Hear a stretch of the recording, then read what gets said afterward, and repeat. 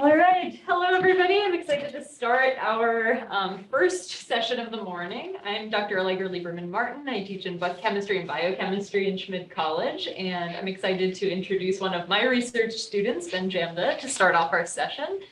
Ben is a chemistry major and a Spanish minor, and he's been working in my group for a couple of years looking at carbon catalysts. So I'll leave it to Ben to introduce his talk as well as get us started.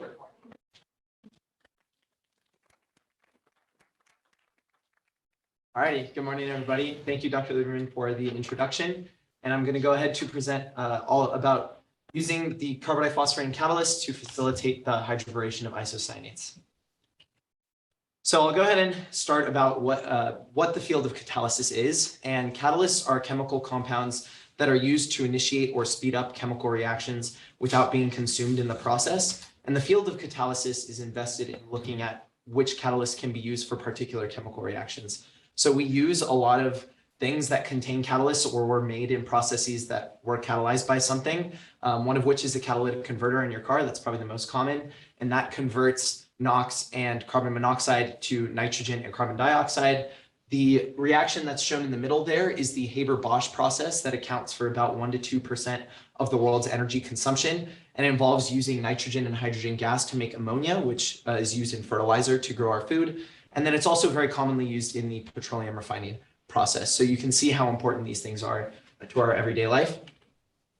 So a subfield of catalysis is called organocatalysis, and typically a lot of organic reactions, particularly organic reduction reactions, are catalyzed by precious transition metals like gold, silver, and platinum. An example of this would be like the catalytic converter. That's what makes them so valuable and why people tend to take them, because there's platinum in that.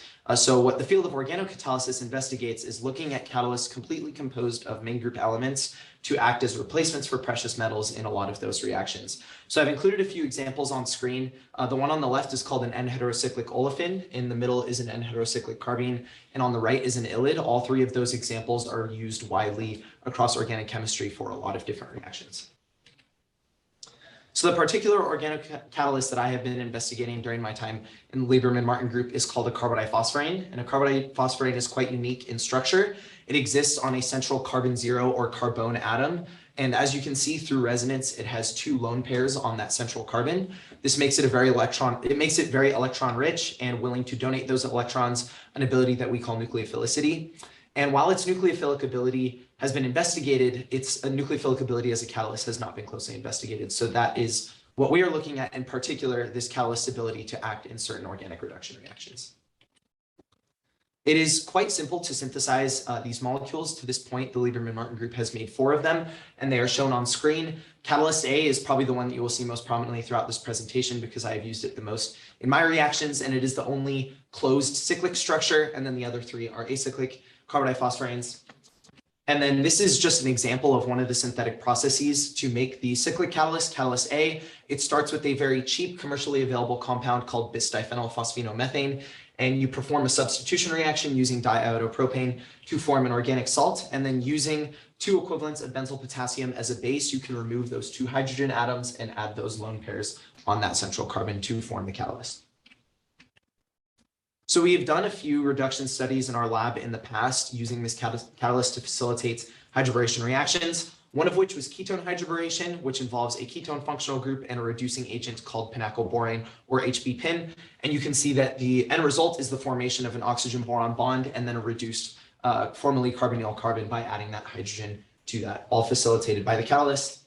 And then another example is carbodiamide hydroboration, which involves that NCN structure being reduced via the formation of a nitrogen boron bond and then reducing that central carbon, forming an imine-like product there.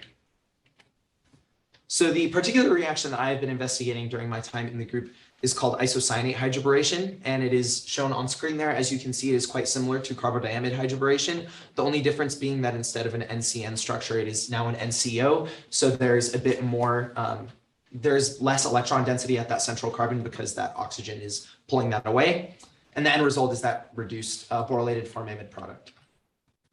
This has been done with a few inorganic and organometallic catalysts in recent years, one of which is that silver hexafluoroantimonate salt, which actually does not avoid our precious metal problem because silver is included in that And then there was also a zinc hydride complex as well as superhydride, which was pretty reactive with that lithium ion in there. So I started off by doing a catalyst comparison using this reaction as the kind of standard for testing which catalysts would be best for catalyzing isocyanate hydroboration. I used hexyl isocyanate because it's primary. It's very simple off of a linear carbon chain. And I looked at carboniphosphoranes as well as a few other organocatalysts to see where they line up with each other in terms of converting to the target product. So as you can see, catalysts A through D are all carboniphosphoranes, but A, B, and C were the strongest in this particular reaction. They had the highest conversion to the target product within the lowest amount of time. Catalyst D had a bit more or a bit less yield and a bit more reaction time, and that is a factor that I hypothesize is directly related to steric bulk. As you can see, there are 4 phenyl rings around every other catalyst, but around that one there's 6. So that causes a bit more bulk around the reaction center. And then I also looked at an N-heterocyclic olefin, which I showed earlier in the presentation. It's very versatile and used in a lot of organic reactions. And as you can see, there was a similar yield in similar reaction time to catalyst D, but now with 5 mol% of loading instead of 1 mol%. And that's a bit worse because you want to try and optimize it to use as little catalyst as possible. I also looked at catalyst F, which is kind of a N-heterocyclic carboniphosphorin hybrid, and that had a conversion that was very strong in comparison to the carboniphosphoranes, particularly within the same time frame. And then I looked at 2 ylids. The one that's most commonly seen in literature is catalyst G. It's very commonly used in the Wittig reaction. And that one did not have strong conversion, but catalyst H did. That is close in comparison to the carboniphosphoranes. So I kind of isolated those 5 as the best 5 to carry out through further chemical studies. I looked at another stage of alkyl isocyanate hydroboration using now a secondary isocyanate called cyclopentyl isocyanate rather than the primary. And as you can see, the carboniphosphoranes A and B had a great performance here, but catalyst C had a bit of a fall off. I'm not exactly sure why that is, but I think it might be due to the chemical inequivalency of the 2 phosphorus atoms, one being a bit bulkier than the other. And then catalyst F had a conversion rate actually stronger than catalyst A and B, which was interesting to see, but it was expected that would work here due to its very similar nature and structure. And then catalyst H also had a strong yield, but in a longer amount of time frame. I then looked at aromatic isocyanate hydroboration. So this one was probably the biggest structural change because now it is directly attached to an aromatic ring. This substrate is called phenyl isocyanate. And interestingly, the carboniphosphoranes actually did not have any conversion to this product at all. So very obviously there was something mechanistically going on here that was causing this reaction to not take place with the carboniphosphoranes present. And to my surprise, catalyst F actually did provide a bit of a conversion for this reaction. I genuinely did not expect it to due to its similarity in structure, but it was interesting to see that that did occur. And then catalyst H had the strongest conversion to that product. So it was great to see that despite this not being able to occur with the carboniphosphoranes, that I was able to actually achieve this example in the lab. I also established an isocyanate substrate scope. All of these reactions occurred via using catalyst A, which was the cyclic catalyst that I showed earlier in the presentation. So a recap of the alkyl isocyanates, primary and secondary worked quite well, but you can see that adamantyl isocyanate, which is tertiary, did not have a strong conversion rate at all. And that is something that I could explain due to steric bulk. There is a lot of more bulk since it's tertiary around the reaction center. So it would explain why that did not convert to the target product. I also looked at hexamethylene diisocyanate, which is commonly used in polymer synthesis. So it was cool to see a bit of application there. And that one was also had a strong conversion rate as expected because it was primary. But in this event, I just used double the equivalent of penaclborine in that reaction. And then I also looked at allyl isocyanate, which is an allylic system with a double bond 2 positions away from the isocyanate, which also worked out really nicely. And then benzyl isocyanate was found to have a strong conversion as well. So the takeaway from this slide is that alkyl isocyanates can convert quite well in the presence of catalyst A, as well as allylic and benzylic systems, but there is still no conversion for aromatic isocyanates. But I will note that all of the reactions that I have been doing have taken place in benzene, and all of the products have been soluble in benzene. And I was noticing that in the case of aromatic isocyanates that there was solid formation. So it was clear that there was something else that was being formed here. And that what ended up happening there was isocyanate cyclotrimerization, which is a reaction in which 3 isocyanates would come together to form that sort of 6-membered ring structure that is shown on screen. And I looked at a few different substrate examples to see how this reaction would work and convert 4 different aromatic isocyanates. It had full conversion for 1 and 2 ring systems, as well as with electron donating substituents. electron withdrawing substituents, and then also with the benzylic system, which was interesting because that was the only substrate that I had looked at that converted to both the cyclotrimer product and the hydroboration product. So in regard to future work, I'd like to do some stoichiometric experiments to determine mechanistically what's taking place in my reaction. I want to do a 1-to-1 stoichiometric ratio of an aromatic isocyanate to carbodyphosphorane catalyst to try and isolate that adduct product, because that would provide some mechanistic insight about the cyclotrimerization reaction. And then I'd also like to do the same, but with a 1-to-1 ratio of the penaclborane to the catalyst to see what could be possibly going on as a possible first hydroboration step. So in summary, catalyst A, B, and F were the strongest 3 catalysts for isocyanate hydroboration for alkyl isocyanates, and then catalyst H was the strongest candidate for aromatic isocyanate hydroboration. I also found that facilitated by catalyst A, there are a lot of isocyanate substrates that can undergo hydroboration, and that isocyanate cyclotrimerization will occur for aromatic isocyanate substrates in the presence of catalyst A, with benzyl isocyanate being the only one that could undergo both hydroboration and cyclotrimerization. So with that being said, thank you all for listening to my presentation today. I want to thank my mentors, particularly Dr. Lieberman-Martin, for my fantastic time in their lab, Dr. Schwartz for helping me during all 4 years of my chemistry time here, my chemistry professors, my mentors at UCI, and my research group members. And I'd be happy to take any questions for anyone that has any. Thank you.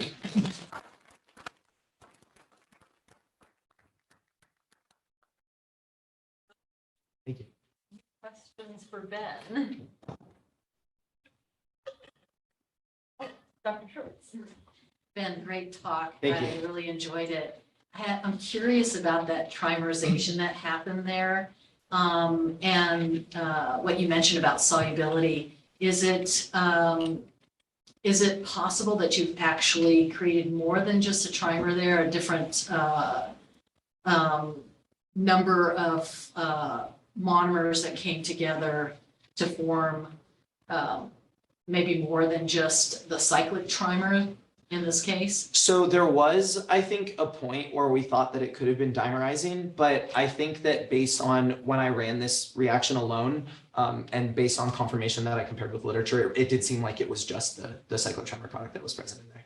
And one follow-up question in terms of the concentration in which you run those reactions, does that influence the presence of the trimerization? That's a good question because I haven't changed the concentration, but my assumption is that based solely on the presence, as long as whatever the concentration may be that the catalyst is 1 mole%, that it will still have that same effect. Okay. Yeah. Great job. Thank you. Dr. Owen? So maybe just jumping on Dr. Schwartz's question of the trimerization, which is super interesting. One, it seems like that molecule is actually aromatic in some ways, which might be driving that reaction to Right. the trimerization. But compare with the alid. So it seems like the alid is able to convert this aromatic isocyanate to its hydroboration product. Do you see have you ever seen trimerization with the alid as opposed to the carbodiphosphorane? Yeah, so I actually did try it with the alid once. I didn't end up confirming whether or not it occurred, but I don't think it did because there wasn't solid formation as an end result. So I'm assuming that there was either it was too slow or the reaction didn't occur there. I see. So there's something that's mechanistically going on differently. Absolutely. It seems like in the alid than in the carbodiphosphorane. Yeah.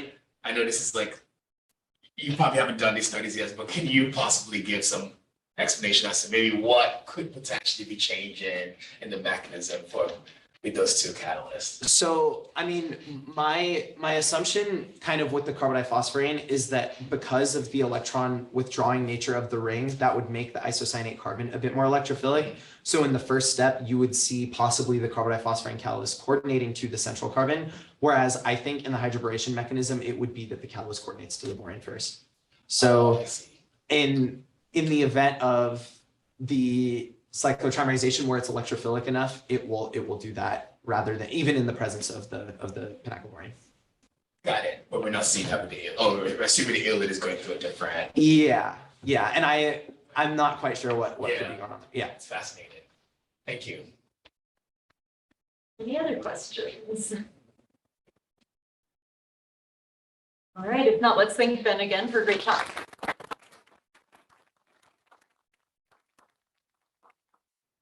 then we'll be continuing this research this summer and then heading to UCLA for a PhD in chemistry.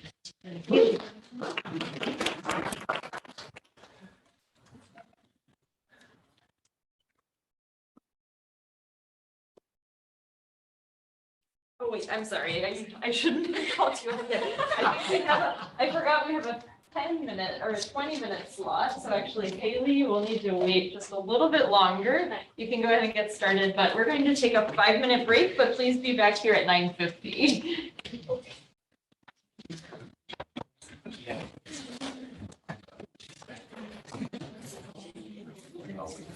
Great job. Thank you.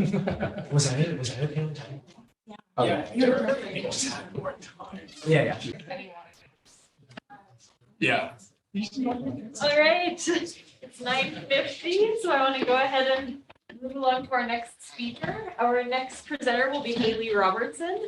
Haley is a chemistry major and a mathematics minor.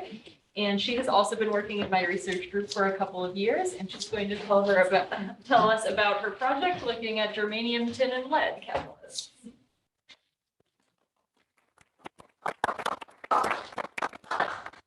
Thank you, Dr. Lieberman. Really excited to be here and talk about the research that I've done over the past 2 years, looking at the catalytic activity of group 14 metallocene. So it's very important to understand the role of a catalyst in a reaction. A catalyst is added to a chemical reaction to speed up the rate of a reaction or make a reaction more efficient without being overall consumed by the reaction. A catalyst also lowers the energy barrier of a reaction, so they're very commonly used in a variety of industries, and a very common example is in your catalytic converter in our vehicles.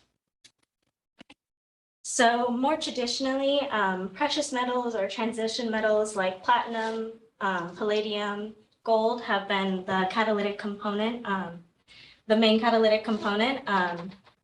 But these elements tend to be very expensive and unsafe to mine. And so the goal of this project is to use group 14 elements under carbon, like germanium, tin, and lead, that are a lot cheaper and higher abundance on Earth, and they're overall a more sustainable choice for catalysis. So almost all of the work that I've done is in the nitrogen glove box because most of the materials I worked with are oxygen and moisture sensitive.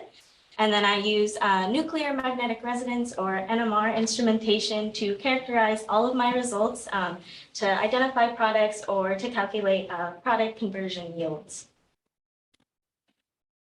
So previously, there have been catalysts reported in the literature that have used main group elements like germanium and tin as the main catalytic component. But as you can see, the metals are generally bonded to a nitrogen or an oxygen atom, not usually a carbon. And so this is what makes the catalyst that I've made a little bit different because the metal is bonded to 2 carbons. And the compounds that are bonded to the metal are called ligands. And so the ligands here are cyclopentadiene ligands. And the first 3 catalysts, 1, 2, and 3, they have methyl groups on the cyclopentadiene, and which makes them very electron rich and bulky. And so because of this, we thought this might hinder its catalytic ability. So we made 3 more catalysts that don't have those methyl groups, and they also have this backbone structure connecting the 2 rings that might have a stabilizing effect.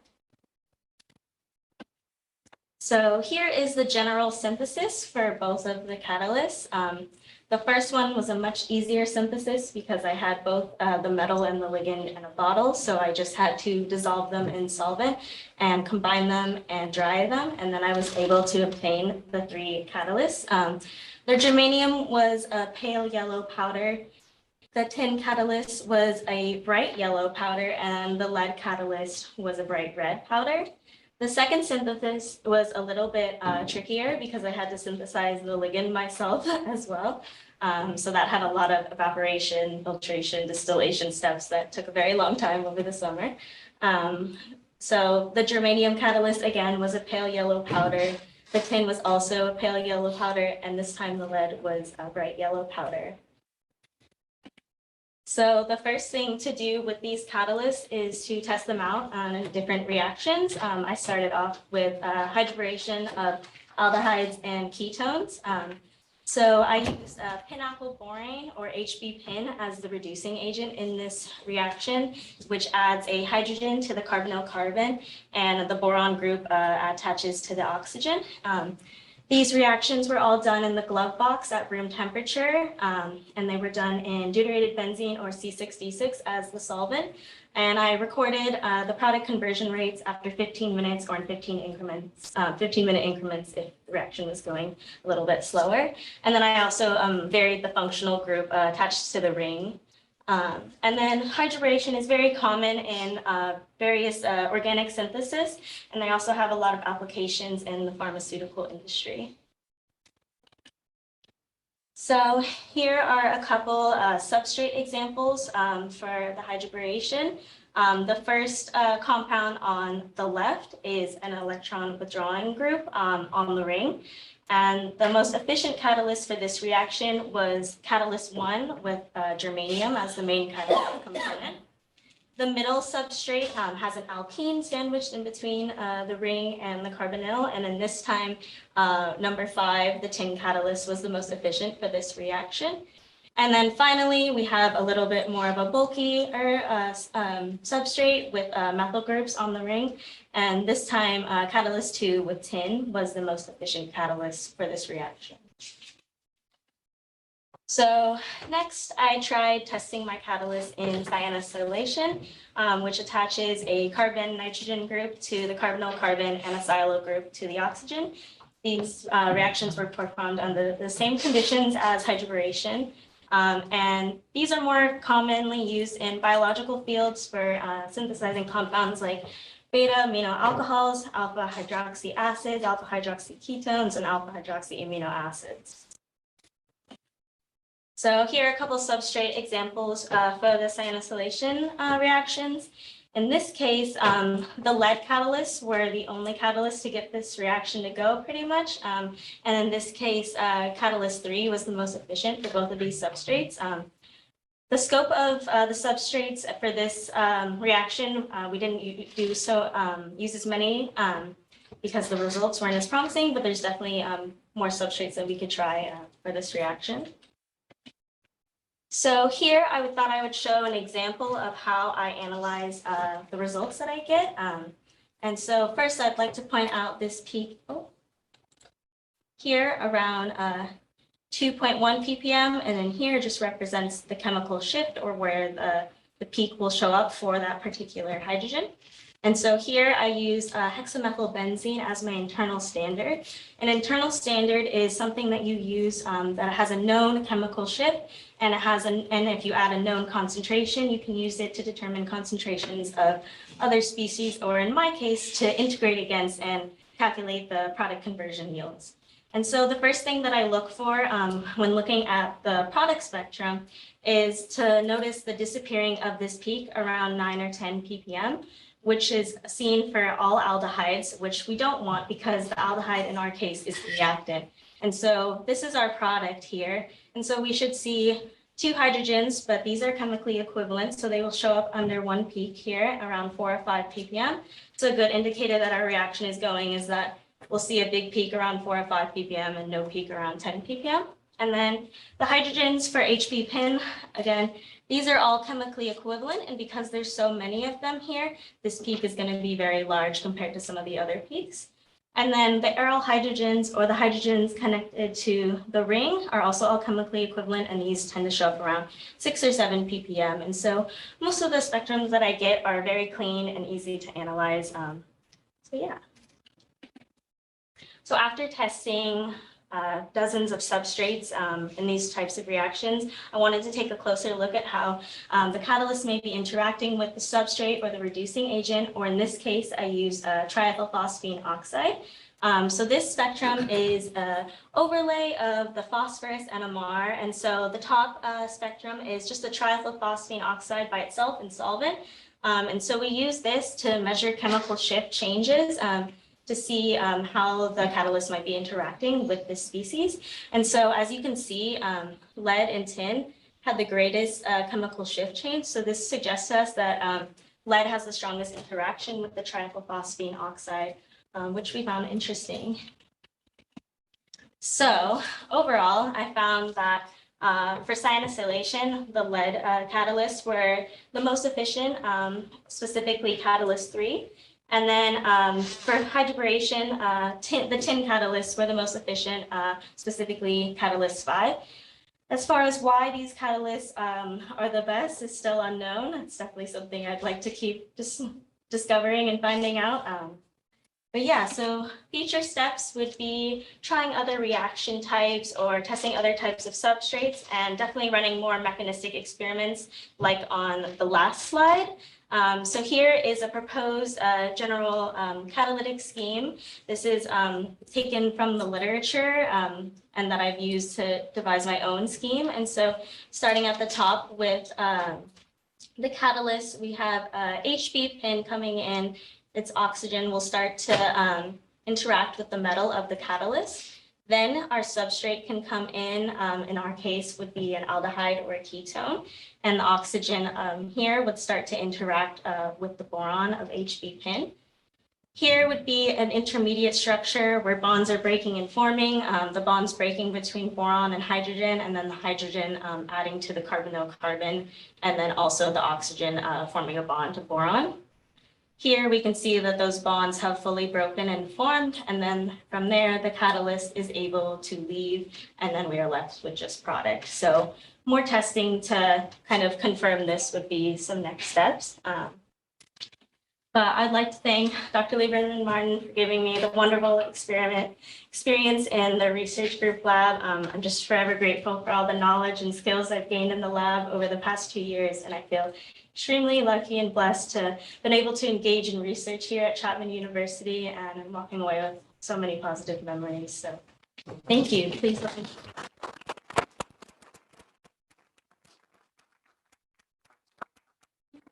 Great job. Are there any questions for Haley? Dr. Short. Have to. I'm just so excited when organic chemists come up. Haley, fantastic job on your presentation. I really loved how accessible the presentation was. So great job on breaking it down. Thank you. I was intrigued by your statement about the interactions with lead and tin with the triethylphosphine moiety. Could you go into a little bit more detail of what you think is going on as to why that interaction you think is more significant? No, I really wish I had a better answer, but I It's really okay. don't know. Just thought you might have an inkling. Yeah, I'm not sure. I kind of was thinking at first maybe where they are on the periodic table might have something to do with it, but then the tin is better for hydroboration, whereas lead is better for cyanacylation, so that kind of just leaves that me, out the door. yeah. Yeah, I'm not quite sure. Like to find out though, for sure. Thank you, I appreciate it. Dr. Asba. The organic chemist. Nerding out over here. Just once again, jumping on Dr. Schwartz's question. Yeah, definitely a lot of really fascinating things with your two, the lead and the tin seems to be working differently. So with Gotcha, can you go back to the slide on is it the phosphorus? Yeah. I think maybe we could elaborate more on that. It seems like we usually use these experiments to tell like how Lewis acidic the metal is. So the one that tends to have a much greater chemical shift difference would be the one that is presumably binding more strongly to the metal. So if that in the case, it would seem like you're getting a lead is a better binder to the phosphorus-based agent, which would suggest that it's a stronger Lewis acid. Right. So I guess my question to you is, if you think, is the mechanism fundamentally changing with the hydrocyanation and the hydroboration, right? They're both reducing the ketone or the aldehyde, but it seems like, at least from your data, lead is more in line with the hydroboration, I believe, or hydrocyanation. With the cyanocylation for the Yeah, lead and then yeah. hydrogenation for the tin. That definitely could be plausible. Again, I really don't know. I wish I had a better answer. Yeah, just super fascinated. Super fascinated there. So I guess can you go back to the last slide just so I can finish this up? The mechanism that you showed on, yeah, is that from the paper, the new JCAM? Yes. Got it. There have been a few papers Okay. that propose the borate activation rather than the aldehyde activation. Okay. Got it. Got it. Okay. Thank you. Any other questions for Haley? All right, if not, let's thank Haley again for an excellent talk. A very exciting summer. You're headed to Stockholm for a new research opportunity with Dr. LaRue's group, so that should be really fantastic. All right, and we will have, Dr. Abdo, what time are we?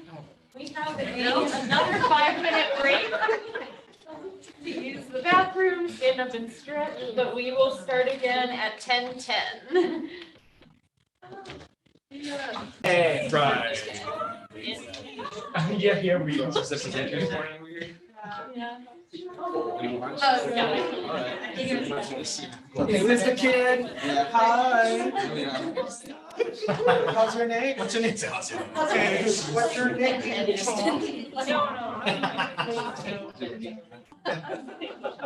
Say hi. Yeah, definitely. Yes. That's so funny. How's it going? Okay, so.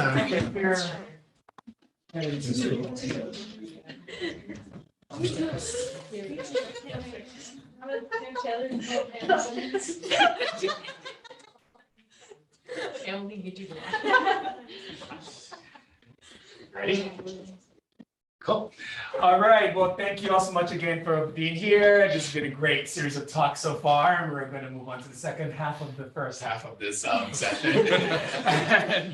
And it's my pleasure to introduce Leah. Leah is a biochemistry molecular biology major and a computer science minor.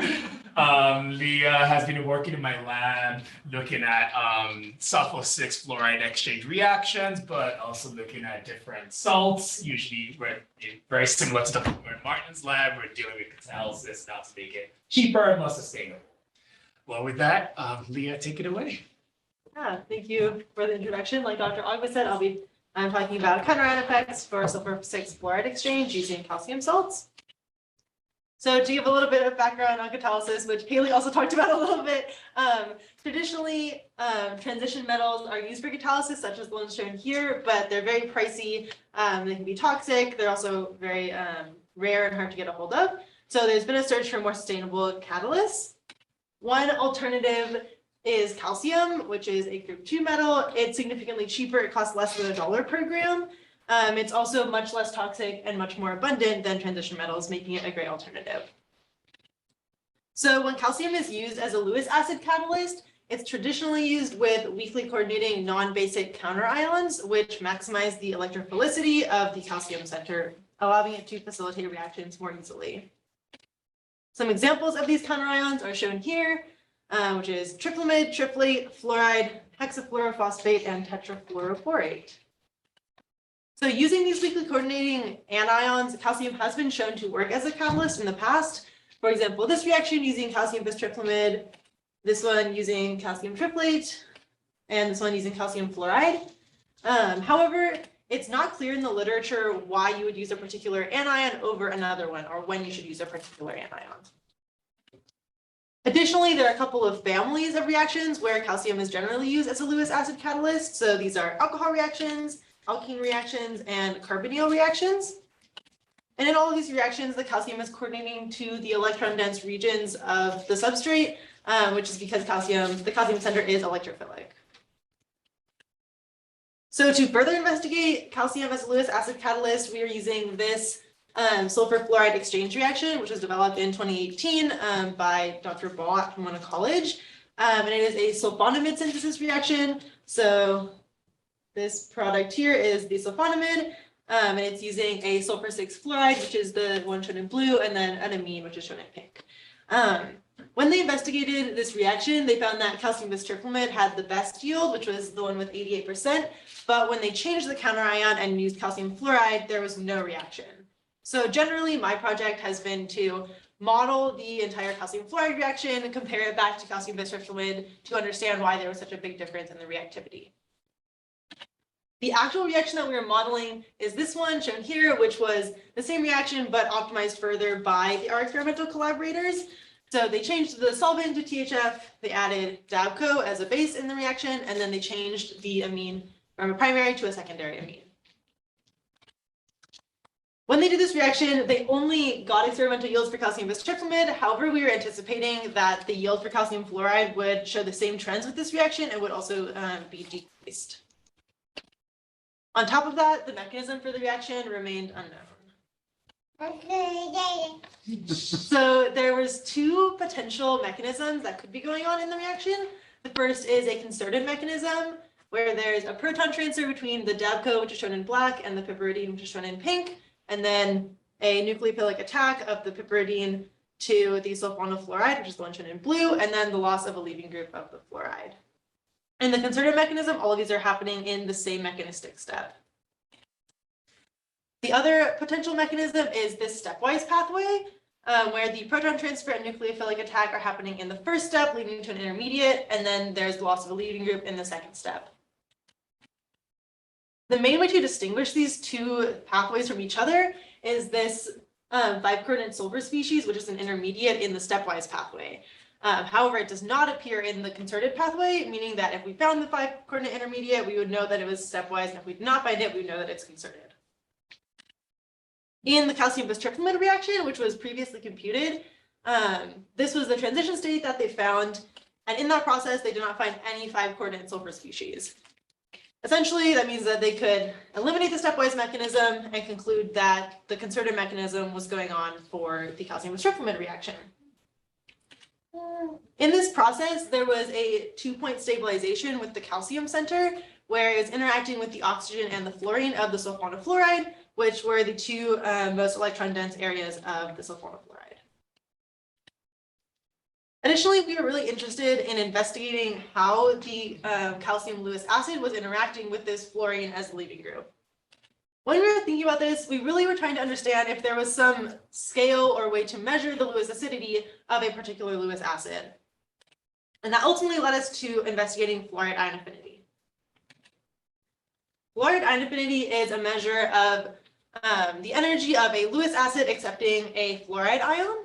So for example, if you took calcium bisterflamide and you dropped a fluoride ion in there, you can calculate the energy of that interaction, and the delta G would be the fluoride ion affinity for that particular Lewis acid.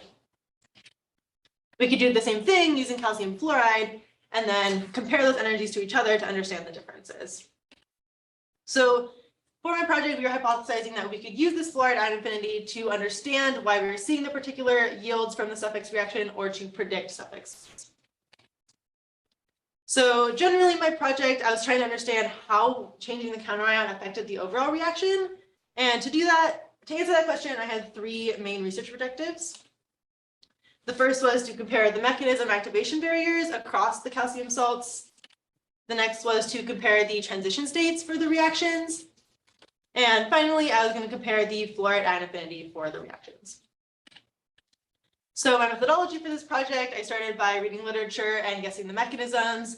Next, I performed conformational analysis, which is using classical mechanics, and I did quantum mechanical calculations using density functional theory. And finally, I assembled my reaction coordinate diagram and performed comparative analysis across the counterions. So my first objective was to compare the mechanism activation energies. In order to do this, I had to compute the reaction coordinate diagram for the calcium fluoride system. So to do that, I started out by computing a zero energy reference point. This was just a solvated calcium fluoride salt, so using 4 THF molecules, so that I would have a reference for all of my future energies. Once I found that, I computed the reactant state, which was the calcium fluoride salt with 2 Davcos, 1 piperidine coordinating to the calcium, and an additional piperidine that's hydrogen bonding with one of the counterions. This had an energy of minus 3.9 kcal per mole. Next, I moved on to calculating the transition state for the reaction. So that was this structure shown here, where there is 1 Davco and 1 piperidine coordinating to the calcium. And this transition state created an activation barrier of 30.7 kcal per mole for the reaction. Next, I could compute the product state. So is this structure shown here, which has a Davco and piperidine coordinating to the calcium, 1 piperidine hydrogen bonding to a counterion, and then there's also this Davco HF adduct, which is this one shown here, which forms as a product of the reaction with the HF and the Davco base. The product had a delta G for the reaction of minus 13.9 kcal per mole. So once I fully made my reaction coordinate diagram, I could compare the mechanisms. So this was the transition state from the previous slide for calcium fluoride. And similar to calcium bistriplamate, I did not find any 5-coordinate sulfur species. So I could also eliminate the stepwise mechanism and conclude that calcium fluoride follows the concerted suffix mechanism. Additionally, calcium fluoride, or the calcium fluoride system, had the same 2-point stabilization of the oxygen and fluorine as the calcium bistriplamate system. Next, I could compare the activation energies across the calcium salts. So I was looking at calcium triplet, calcium triplamate, and calcium fluoride. The activation barrier for calcium bistriplamate was 21.3 kcal per mole compared to 30.7 kcal per mole for calcium fluoride. So the calcium fluoride system had a much higher activation barrier, with calcium triplet kind of falling in the middle. After I completed my first objective, I moved on to comparing the transition states. So we were really interested in this calcium fluorine interaction because we had identified that as the key interaction to facilitate the suffix reaction. So we were calculating the orbital overlaps between these two atoms, anticipating that if there was a stronger orbital overlap, that would be associated with a higher energy and potentially a better suffix yield. So this was the result of that computation. So for calcium bistriplamate, there was an energy of 24.7 compared to 13.9 for calcium fluoride, so a much stronger interaction in the calcium bistriplamate system. And my last objective was to compare the fluoride ion affinities. As a reminder, the energy to take a Lewis acid and add a fluoride ion to it. And a stronger fluoride ion affinity or a better fluoride ion affinity is associated with a larger negative number. So in this case, calcium bistriplamate has a larger arrow, so it has the strongest fluoride ion affinity, and then calcium fluoride had the weakest fluoride ion affinity. Putting all 3 of these comparisons together on one graph, we can see that all 3 of them followed the same trend as the yields that we saw in the original 2018 reaction. So for the activation barriers, when there was a lower activation barrier, like in calcium bistriplamate, there was the highest yield. For the orbital overlaps, when there was the strongest orbital overlap, there was also the highest yield. And for the fluoride ion affinity, when there was the strongest fluoride ion affinity, there was also the highest yield. So that was great. Essentially, all of the trends we were looking at aligned with the yields that we saw. So essentially, we were like, great, we used fluoride ion affinity to explain the trends that we saw, but can we also use this as a way to predict other better salts for this same reaction?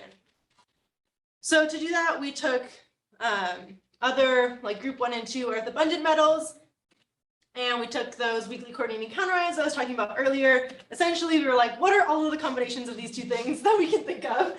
And we computed the fluoride ion affinity of them, put them in this very large graph. So on this side is all of the Lewis acids that we computed, and then the bars represent the fluoride ion affinity. So when there's a larger bar, there's better fluoride ion affinity. So this one highlighted here was calcium bistriplamate, which had the best experimental yield that we saw.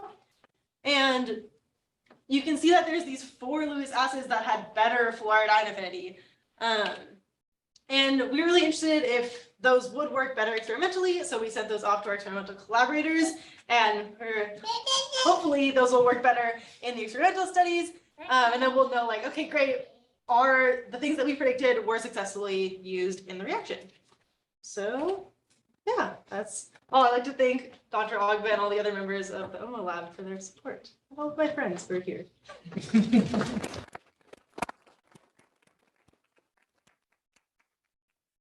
Leah, awesome. We have time. Yeah, we have some time for some questions if there are.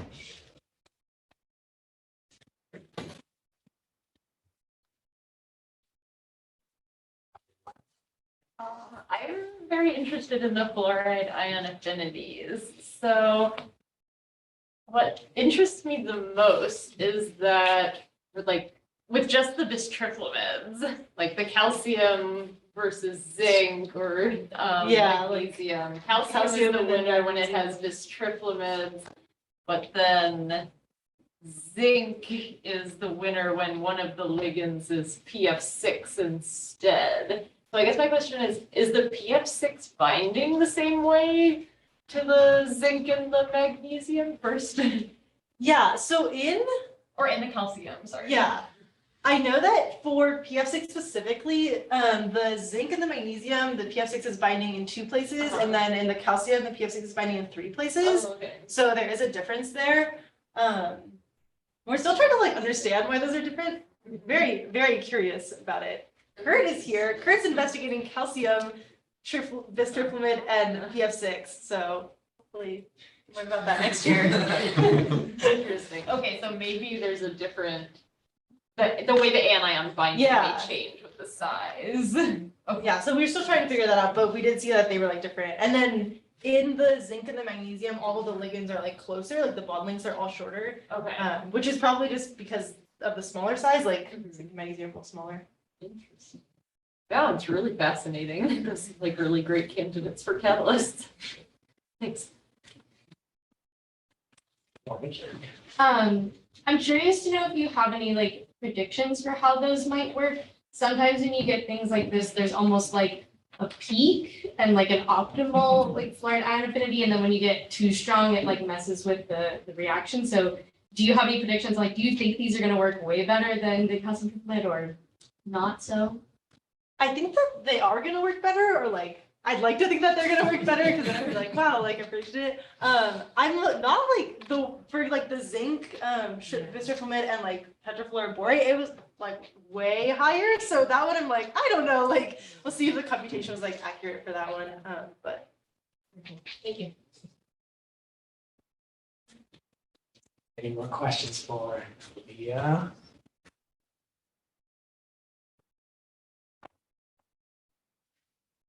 Always as a professor, you gotta take that 10-second pause. Awkward one. You have a question? Yes, go for it. So with comparing the calcium bistriflumid with the PF6 and the calcium bistriflumid without the PF6, the calcium bistriflumid with the BF4, they seem to have pretty similar fluoride ion affinity, but you see a larger difference with those two for the zinc. Do you have any possible ideas for why that difference in the zinc is a lot more drastic? I'm honestly not sure about that. Definitely very intrigued by it because when we were looking at them, the bond links for the ligands in all of them were very similar. So for zinc, the trifluomid PF6 and trifluomid BF4 had very similar bond lengths and structures, and then the same for magnesium. So I'm not really sure why they had such different energies, especially for the zinc. But yeah. Cool. Thank you. Okay, let's go.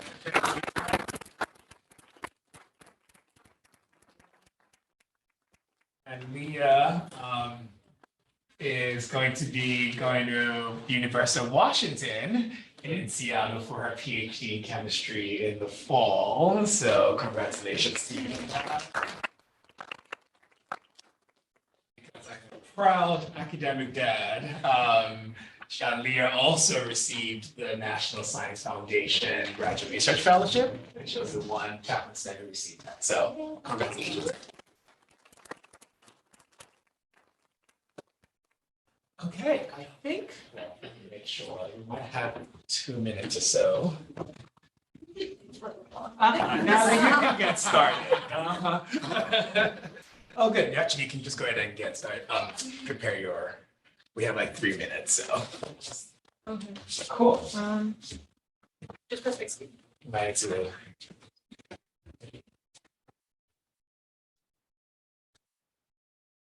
It's in the top.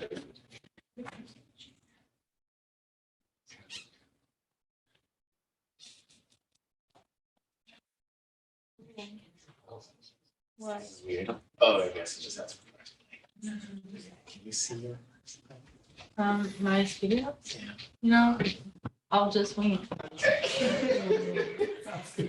We still have 2 more minutes, so. Okay.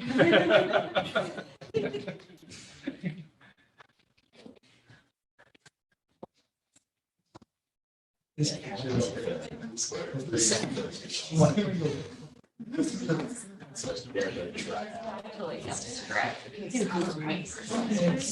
like. Yeah. I'm like bending down.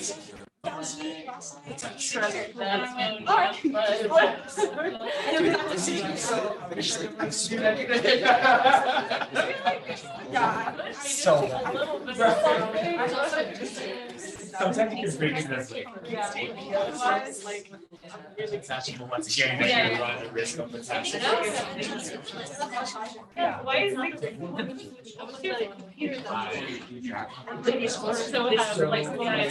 In graduate school, given all the similar trend. Yeah. I just have much more. And then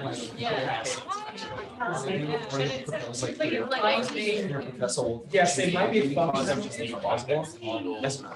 Like without any addition of salvation. When I Yeah. Songs. Yes. project and they said. Yeah. They did some papers or it's not. That's how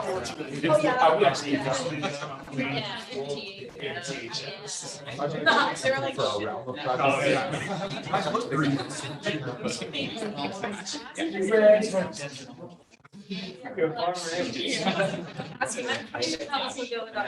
Well, but that's why.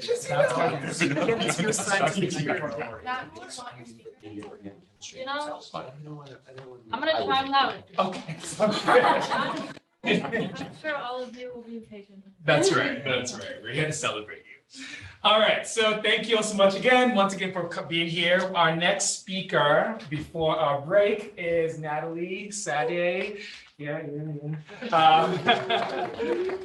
Natalie joined my lab about 1.5 years ago, and she's been working also similar to Leah on looking at the same surface exploring reaction. Her focus is on the metals, trying to figure out how they would work and what is making them tick.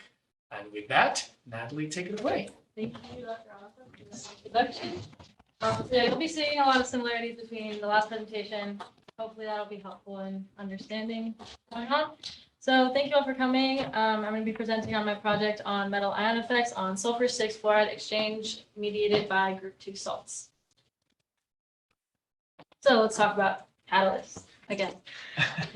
So traditionally, transition metals such as ruthenium, rhodium, palladium, iridium, and platinum are used for catalysis. However, these metals tend to be pretty expensive and not as abundant, so they're harder to obtain and can be toxic. So a sustainable alternative to using transition metals for catalysis is using earth-abundant metals. These tend to be a lot cheaper, a lot more abundant in nature, or easier to obtain. And in my study, I'm looking at using the earth-abundant metal magnesium to catalyze reactions. So there are 2 ways that these metals can be used as catalysts. The first way is as a nucleophilic catalyst, and the second way is as a Lewis acid catalyst. So nucleophilic catalysts work by coordinating to a strong base or strong nucleophile, protecting that negative charge by preventing it from being protonated, which activates that nucleophile and pushes the reaction forward. And Lewis acid catalysts work by taking on electron density from a molecule, which increases the electrophilicity of that molecule, activating it as an electrophile and pushing the reaction forward. So in my research, I'm going to be focusing on Lewis acid catalysts. And so to use these metals as Lewis acid catalysts, they need to be used with weakly coordinating counterions. So here are some examples of some weakly coordinating counterions. And bistriplamide is one of the most widely used weakly coordinating counterion, and it is the one that is going to be used with magnesium in the reaction that I am studying. So here are some different examples of different metals that use bistriplamide to catalyze reactions. And one hole that we noticed in the papers that present these research is that there isn't really a rationale for why they were using certain metals over others to catalyze these reactions. So in my research, I am aiming to kind of understand these metal ion effects better and try to come up with a reasoning for why certain metals would work better to catalyze certain reactions over others. So to do this, I looked at this case study reaction that compares magnesium and calcium bistriplamide to catalyze the sulfur-6 fluoride exchange reaction. And this is the experimental data provided by our experimental collaborators that show that in this reaction, calcium bistriplamide works a lot better to catalyze this reaction than magnesium bistriplamide. They were able to create slightly better conditions for this reaction that increased the percent yield of the calcium reaction by about 4%. Although we don't have the experimental data for the magnesium reaction yet, we expect to see similar trends to the initial conditions since they are very similar reactions. So to investigate this question, I started with hypothesizing a mechanism for the magnesium reaction. Then I performed conformational searches using molecular mechanics to generate plausible conformational isomers. Next, I took the output of those conformational searches and ran geometry and energy optimizations on them to produce or compute more accurate energetic and geometry structures. And then I took those computed structures to map out each step of the reaction and put it all together in a reaction coordinate diagram. And then finally, I compared my findings with the findings previously computed by Leah and Michael for the calcium bistriplamide reaction to try to understand why there's this difference in percent yield. So my two main research questions that I aim to answer is, one, does the mechanism of the sulfonamide synthesis reaction change when mediated by calcium bistriplamide versus magnesium bistriplamide? And two, how does this change in the metal affect the activation barrier of this reaction? So to start, I'm going to look at the first question. I want to start by showing the two possible mechanisms that may be occurring in this reaction. The first one is the stepwise addition elimination pathway. And in this mechanism, it starts with a nucleophilic addition, which leads into a 5-coordinate sulfur-6 intermediate structure. And then in the second step, there's a loss of fluorine leaving group, which leads into the formation of the sulfonamide product and the DABCO-HF adduct. The second possible pathway is the concerted pathway. And in this pathway, the nucleophilic addition and the loss of fluorine leaving group happen in one step to produce the sulfonamide product and DABCO-HF adduct. And so as you saw in Leah's presentation, we know that the calcium bistriplamide reaction follows the concerted pathway. And so now I'm going to look into what pathway the magnesium reaction follows. So to do this, I mapped out the reaction coordinate diagram with the structures that I computed. I started with a pre-suffix resting state. And then I computed the first transition state that shows the nucleophilic addition, and this had a relative energy of 32.2 kilocalories per mole. Then I computed this intermediate structure that had a 5-coordinate sulfur-6 species, and it had a relative energy of 19.9 kilocalories per mole. Then I computed a second transition state that showed the loss of fluorine leaving group, and this had a relative energy of 21.9 kilocalories per mole. And this led into the final structure, which is the post-suffix resting state that had a relative energy of negative 21.9 kilocalories per mole.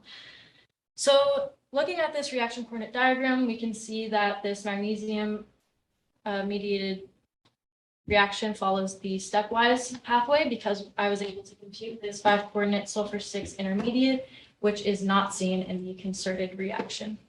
And so to kind of clarify what's going on in this reaction coordinate diagram, I wanted to bring your attention to a couple important bond changes that are happening in this reaction.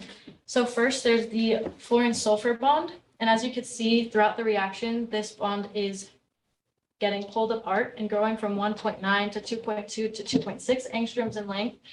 And this is mapping out the loss of fluorine leaving group.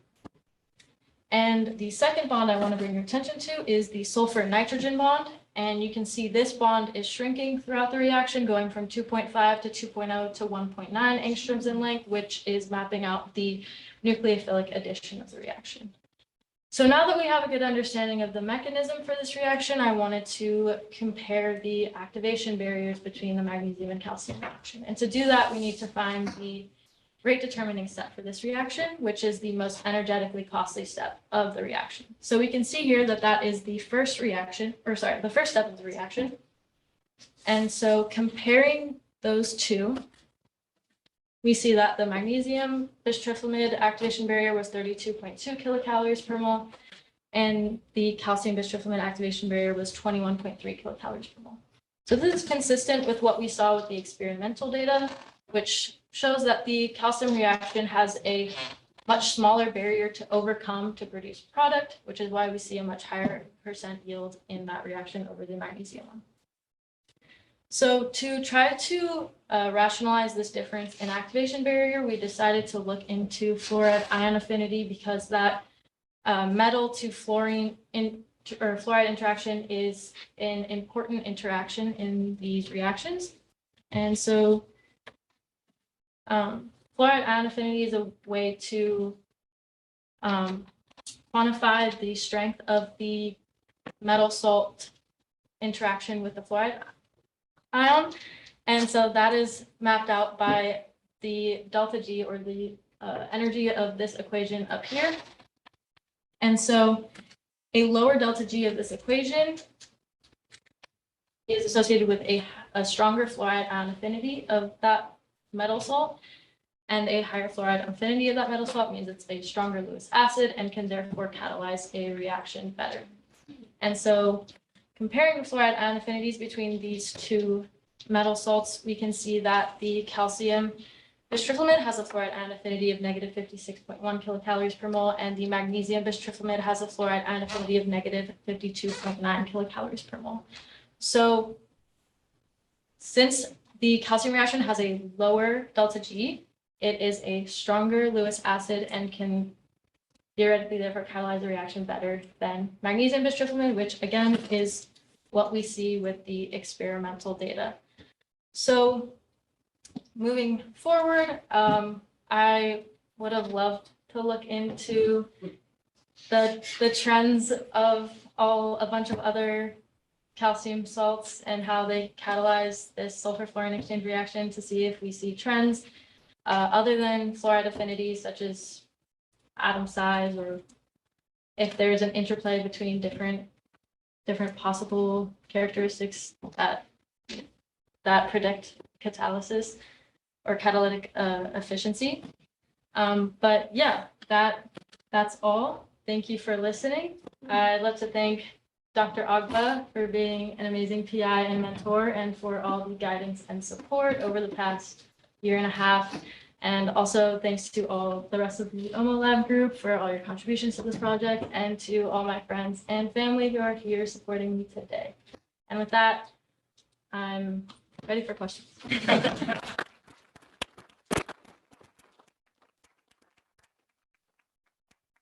you for the talk, great talk. Questions for Natalie? Oh, okay. Yeah. Is there anything besides fluoride ion affinity that could result in the difference in products? Yeah, so one other thing that we've kind of looked at is like a steric situation. So magnesium is a lot smaller of an atom than calcium, so there could be potentially more steric hindrance that is making that reaction a lot more energetically costly to perform because you're trying to fit in a lot of things around a lot of smaller atom in comparison to calcium, which has a lot more space for things to fit around it. So that could be another potential.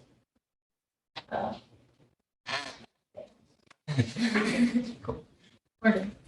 So it's really interesting that you look at this comparison between like calcium and magnesium, and it was really great that this lined up with the experimental data. I'm just curious, like what your kind of takeaway from this was. Like, are you hoping to gain insights into designing better catalysts, or like what will this information help like going forward, I guess?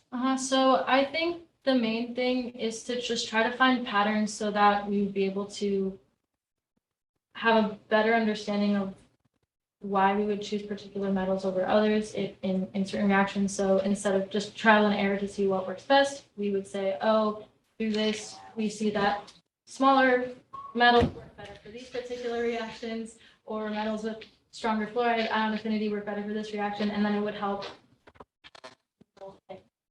better and quicker and avoid a bunch of trial and error to find optimal. More efficient choices. Yeah. Great, thank you. There was a question back there. Did you? Oh, why did you choose magnesium? Yeah, so calcium was already being done and like being looked into in this reaction or in this lab before I came in. So as like a good comparison to calcium, magnesium is like just above it in the periodic table, so it's very similar. So we wanted to see, we didn't want to look at a metal that's too different to kind of compare differences. And so a more similar atom, you'd be able to kind of pinpoint specific factors that cause differences in activity. Was that sufficient? Do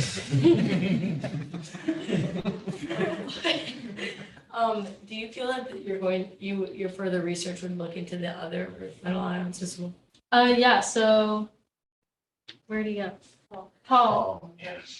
The baby. Oh, the baby student. Yeah, the baby. Got a great future ahead of her. But yeah, so Paul is looking into zinc because it's also another earth abundant metal that is similar in size to magnesium and shares similar properties. So that's the next one that this group is looking into. And then obviously we're also looking in addition to changing the metals, we're looking at changing the counter ions that interact with those metals to see what combination of these things, how they work differently. Was there a question right here? I was gonna ask for clarification just with calcium. So did you choose calcium specifically based on Leah's project, or like why was it calcium and not like a group 1 metal? Yeah, I mean, you chose calcium.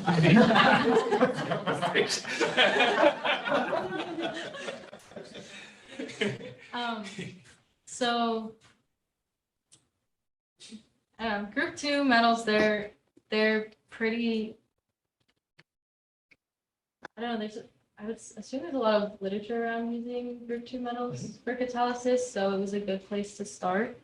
But yeah, they were already doing calcium research when I got into the lab. So when Dr. Agbo was talking to me about my direction, we were kind of just looking at things that would be good comparisons to calcium.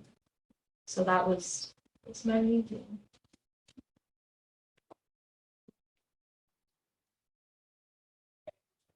Natalie? So close to a break. Okay, let's go ahead and give her a round of applause. Once again, because I'm a bragging academic dad, Natalie has been accepted to multiple places, but where she's going is UC Berkeley for her graduate program, master's in bioengineering. Yes, I got it correct.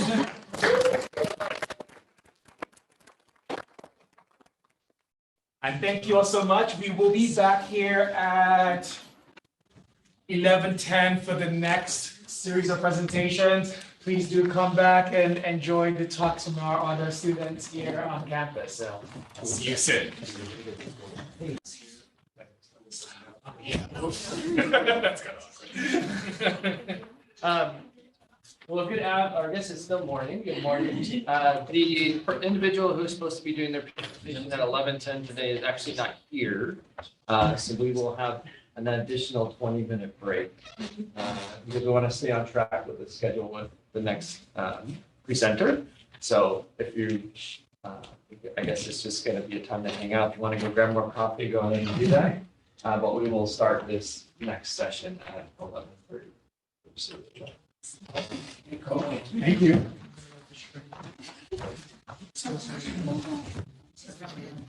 Yeah. I think Mark was somebody. Yeah. So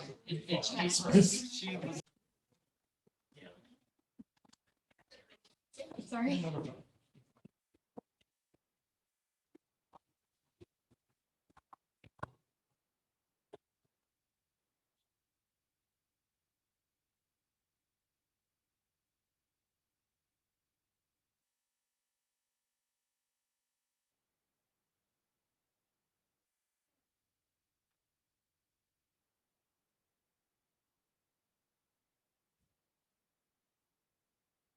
So welcome back to our next session. This morning, we are going to start this session off with Aubrey Emmi. She's going to share with us about the research that she has been doing.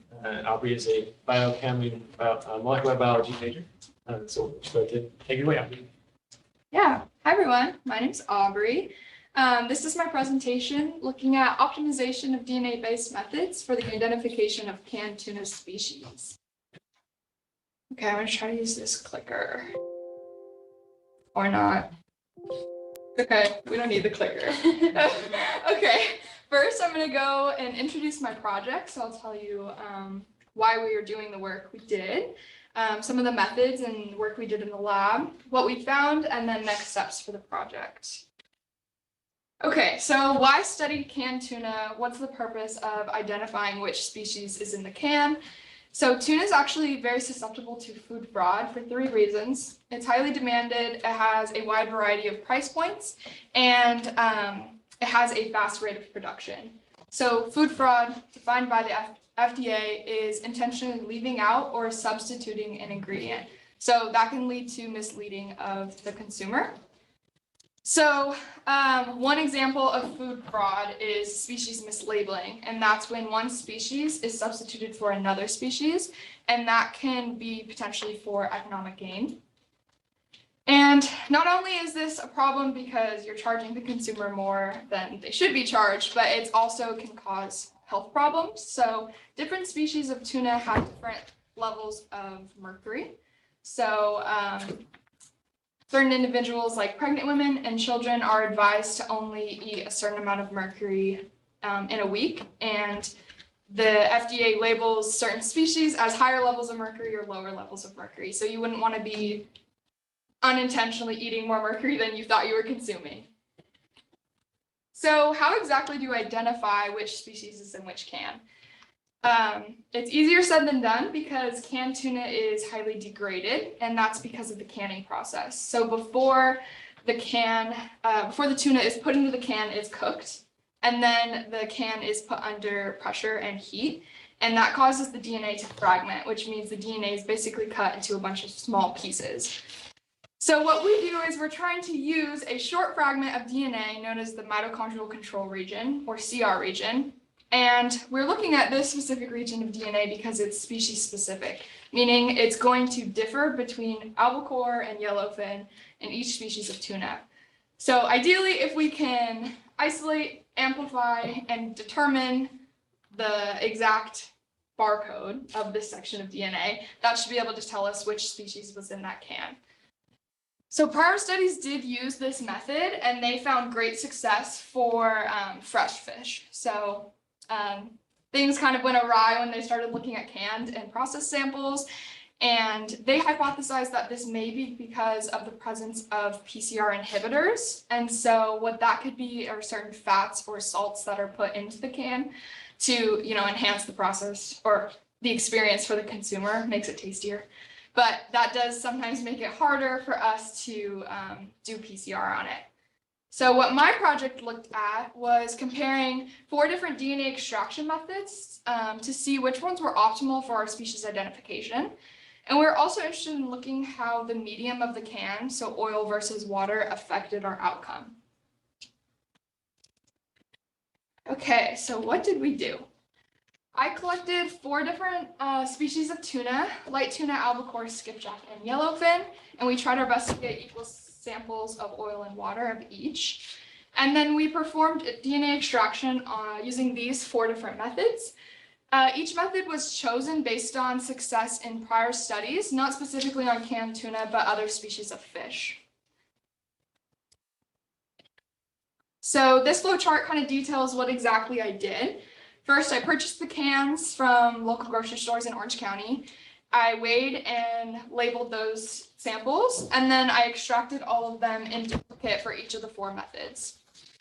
Then, using the NanoDrop, I determined DNA concentration and purity, and then went to PCR to amplify that CR region. So that's our barcode that we're trying to determine the species with. We then performed gel electrophoresis. So this step is kind of like a checkpoint check. So we're trying to see, did PCR work? Were we able to amplify that region? For all the samples that were successful at that gel step, those became sequenced, and we compared them to a database of known species. Yeah. Okay, what did we find?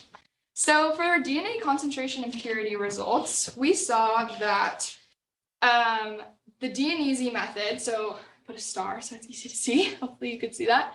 The DNeasy method had by far the greatest concentration of DNA, double the rest of the methods here. So that shows us, so when we're talking about concentration, that's physically how much DNA is in this tube. Going to purity is more talking about, do we have anything else in this tube that's not DNA? So that's kind of where the PCR inhibitors come in. Were there fats or proteins that were maybe not isolated from that can of tuna? And we found that the DNeasy Maricon food kit, so that's the one all the way to the right, had the purest DNA. And so it's kind of a trade-off. Ideally, we'd want high concentration and high purity, but there wasn't one kit that gave us that best result there. Okay, for amplification and sequencing results, we saw that both the DNeasy and DNeasy Maricon food kit, so the ones that we were just talking about, had equal rates of sequencing with 42% success. So that means 42% of our samples from our original set of cans, we were able to determine what that species was. This graph is showing the breakdown of individual species. So albacore had the greatest rate of amplification and sequencing success, whereas light tuna and skipjack had less. This is in agreement with prior studies. So I think the primers that we're using for PCR are not amazing at amplifying for skipjack. And that's just something that we kind of knew going into this, and these findings confirmed that. For oil and water, we found that tuna packaged in oil did show greater success in amplification and identification. I mean, it wasn't a vast difference between oil and water, but definitely greater. Again, not exactly sure why this is. Prior studies did find this as well. My running hypothesis is that the oil somehow creates a protective coating on that DNA during the heating process. So maybe it's not getting fragmented as much. So conclusion and next steps. Both the DNeasy and DNeasy Maricon food kit have the greatest rate of species identification. And we said the tuna packaged in oil may seem to preserve the DNA better than water. However, species identification success for canned tuna might not be dependent on the DNA extraction step, which is what this project focused on, but maybe more on the PCR step. So that kind of takes me to my future directions. I think from this, we should take the best method that we found and kind of start manipulating variables at the PCR step. So what you could do is maybe use a different primer sequence, and that may lead to better success for that light tuna and skipjack species. And there have been studies that have come out like very recently, since my project has been ongoing, and they use shortened versions of those primers during PCR, and those are, like, we already purchased the primers. We're definitely going to try that on this subset of samples. And then I think also using a more species-specific form of PCR, such as quantitative PCR, would be interesting, because it's hypothesized that some cans of tuna may actually have multiple species in them. So if you have mixed species, that's going to cause the PCR to get a little bit confused. And so using something like quantitative PCR or multiplex PCR, that can lead to identifying multiple species in one can. Okay, acknowledgements. Thank you to Dr. Hellberg, my PI, for her support and guidance, and to Viola for all of her help on this project. She's a senior biology major. That's us working in the lab. And thank you to Schmid College of Science, the CUE, and SGA for their funding on this project.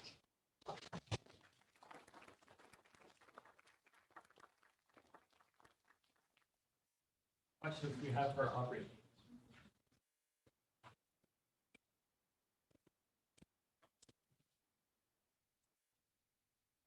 Hi, I'm a little bit confused about what PCR is, and I was wondering if you could elaborate a little bit. Yeah, good question. So PCR stands for polymerase chain reaction, and it's basically a way that we can take a large strand of DNA, so all of the DNA in your body, and amplify one specific fragment. So we're trying to take a long strand of DNA and isolate it to one piece, and then we take that one piece and we make a bunch of copies of it. So it's kind of a way of like determining and like cutting down a lot to something little, because that's the one piece we wanted to focus on for this project. Yeah.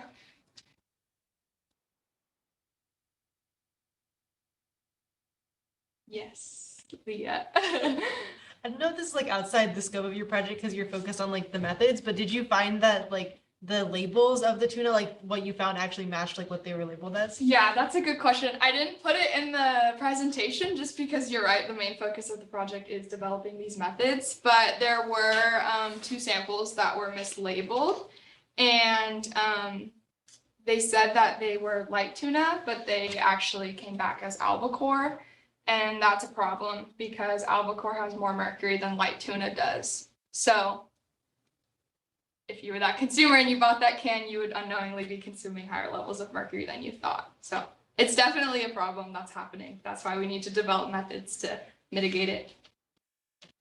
Thank you. Yeah.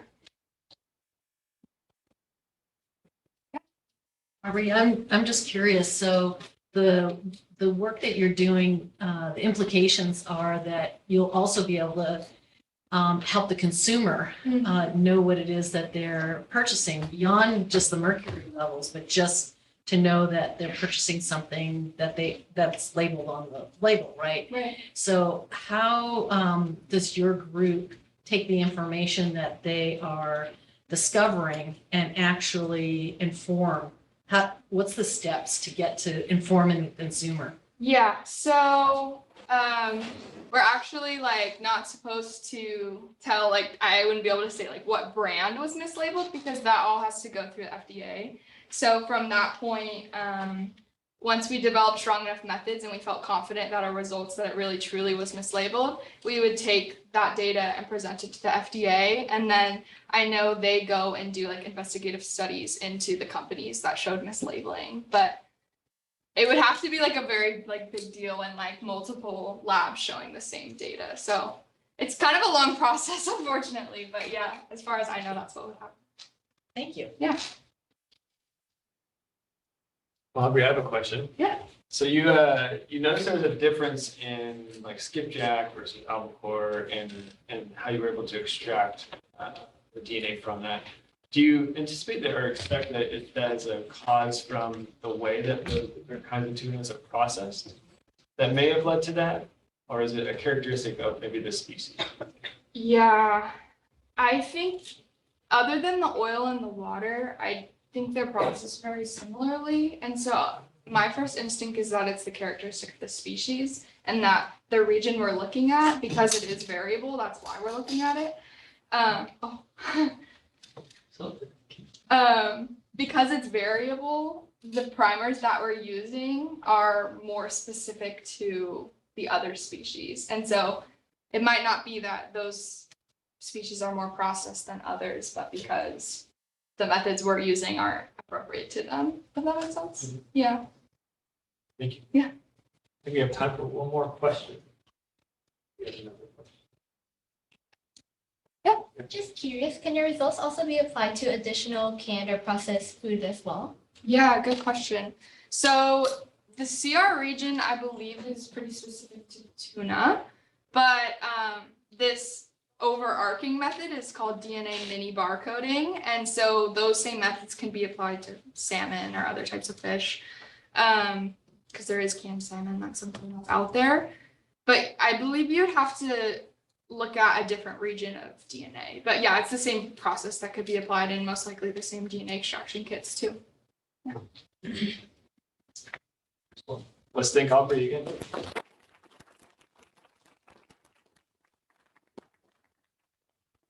We have a 2-minute break. We'll start with our next presenter at 11:50.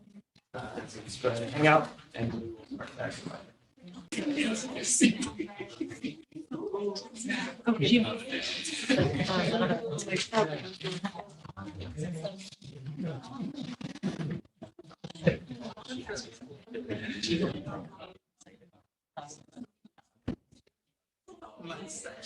I don't see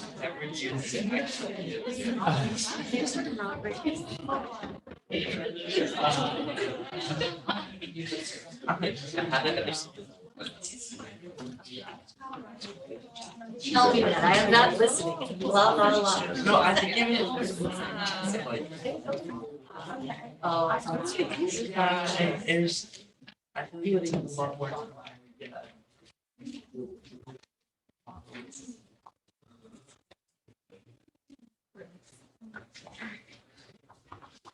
All right, so we're going to start with our next section, and Sarah is going to tell us about how great it is to learn chemistry. I'm going to go ahead and pass it off to Sarah and let her get started. This is true. I love chemistry. And I love it so much that I decided to go to Rochester, New York, which is upstate New York. Who would want to go there? I'm just kidding. We love Rochester. To explore spatial visualization skills. And I wanted to specifically investigate students' use of 3D models in science problems with these wonderful co-authors who helped me out this summer and throughout this semester. Okay. Now it's. Alrighty. We're gonna go to this. So to begin, I want to get us all situated with what spatial visualization is. So to begin, how many of you at the molecular level can imagine what this molecule looks like? So when the carbons are connecting to each other, the way the hydrogens are connecting to carbons. If you can show me your raised hands. Okay, a few of you are chemistry majors. Now, if we show these two molecules right here, now how many of you can sort of visualize what they would look like expanded into a 3D molecule in your minds? Okay, more of you. Now that's exactly what spatial visualization is. It's the ability to mentally construct a 3-dimensional object in your mind from something that you see as a 2D representation. So something like this. Now we're going to get into one more fun problem.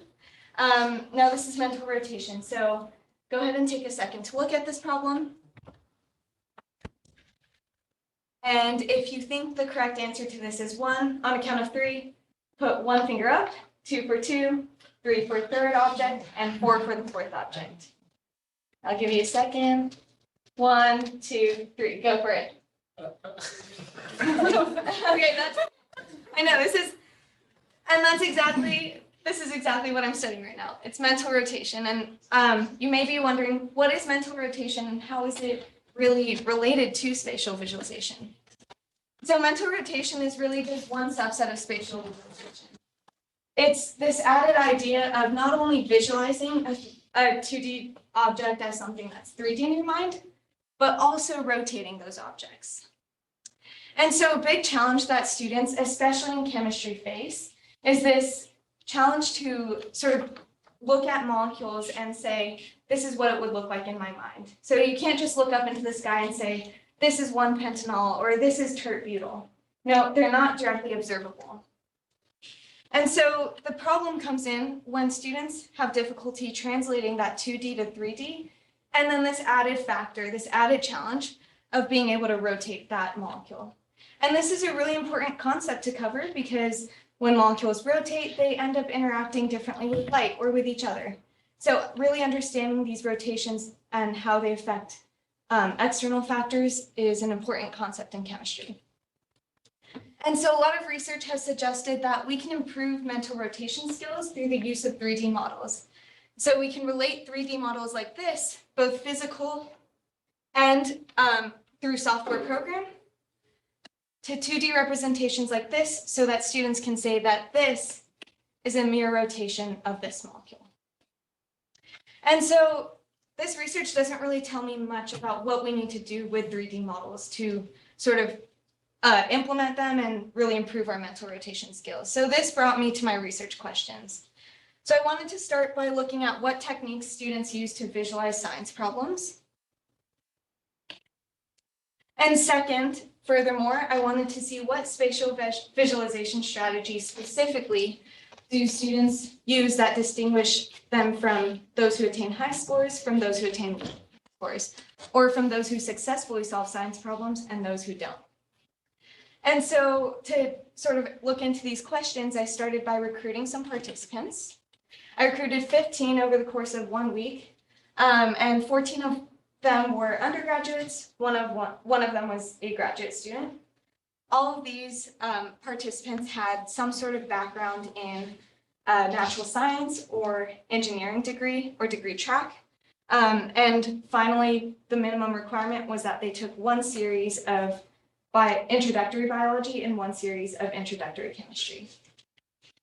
And that was to ensure that students were able to sort of at least understand the foundational concepts.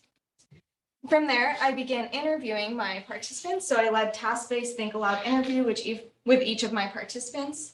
And this was where I had students perform specific tasks while verbalizing their thought processes and how they were actually doing so.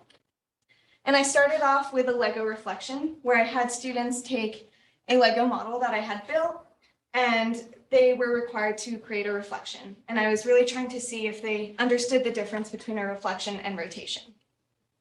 From there, I went into 3 different modules, a chemistry molecule that they had to reflect, 6 DNA representations, and 2 protein rotations. And I'll get more into depth with those in a second. But in each of these modules, they were required to use some sort of molecular or some sort of modeling technique. This could have been through the molecular modeling kit or building DNA, for example. And so after I collected my data, I was able to do some data analysis and coding. Coding in this sense is not what you would think of with a software engineer or computer scientist. It's actually looking for emergent themes in my data. And from there, I scored my participants based on the correctness of their answers. So I want to dive in actually immediately into my conclusion and see how those directly relate to my results. And so my first conclusion showed me that students who anchor their thinking in 3D models, both formal or informal models, really do successfully solve science problems.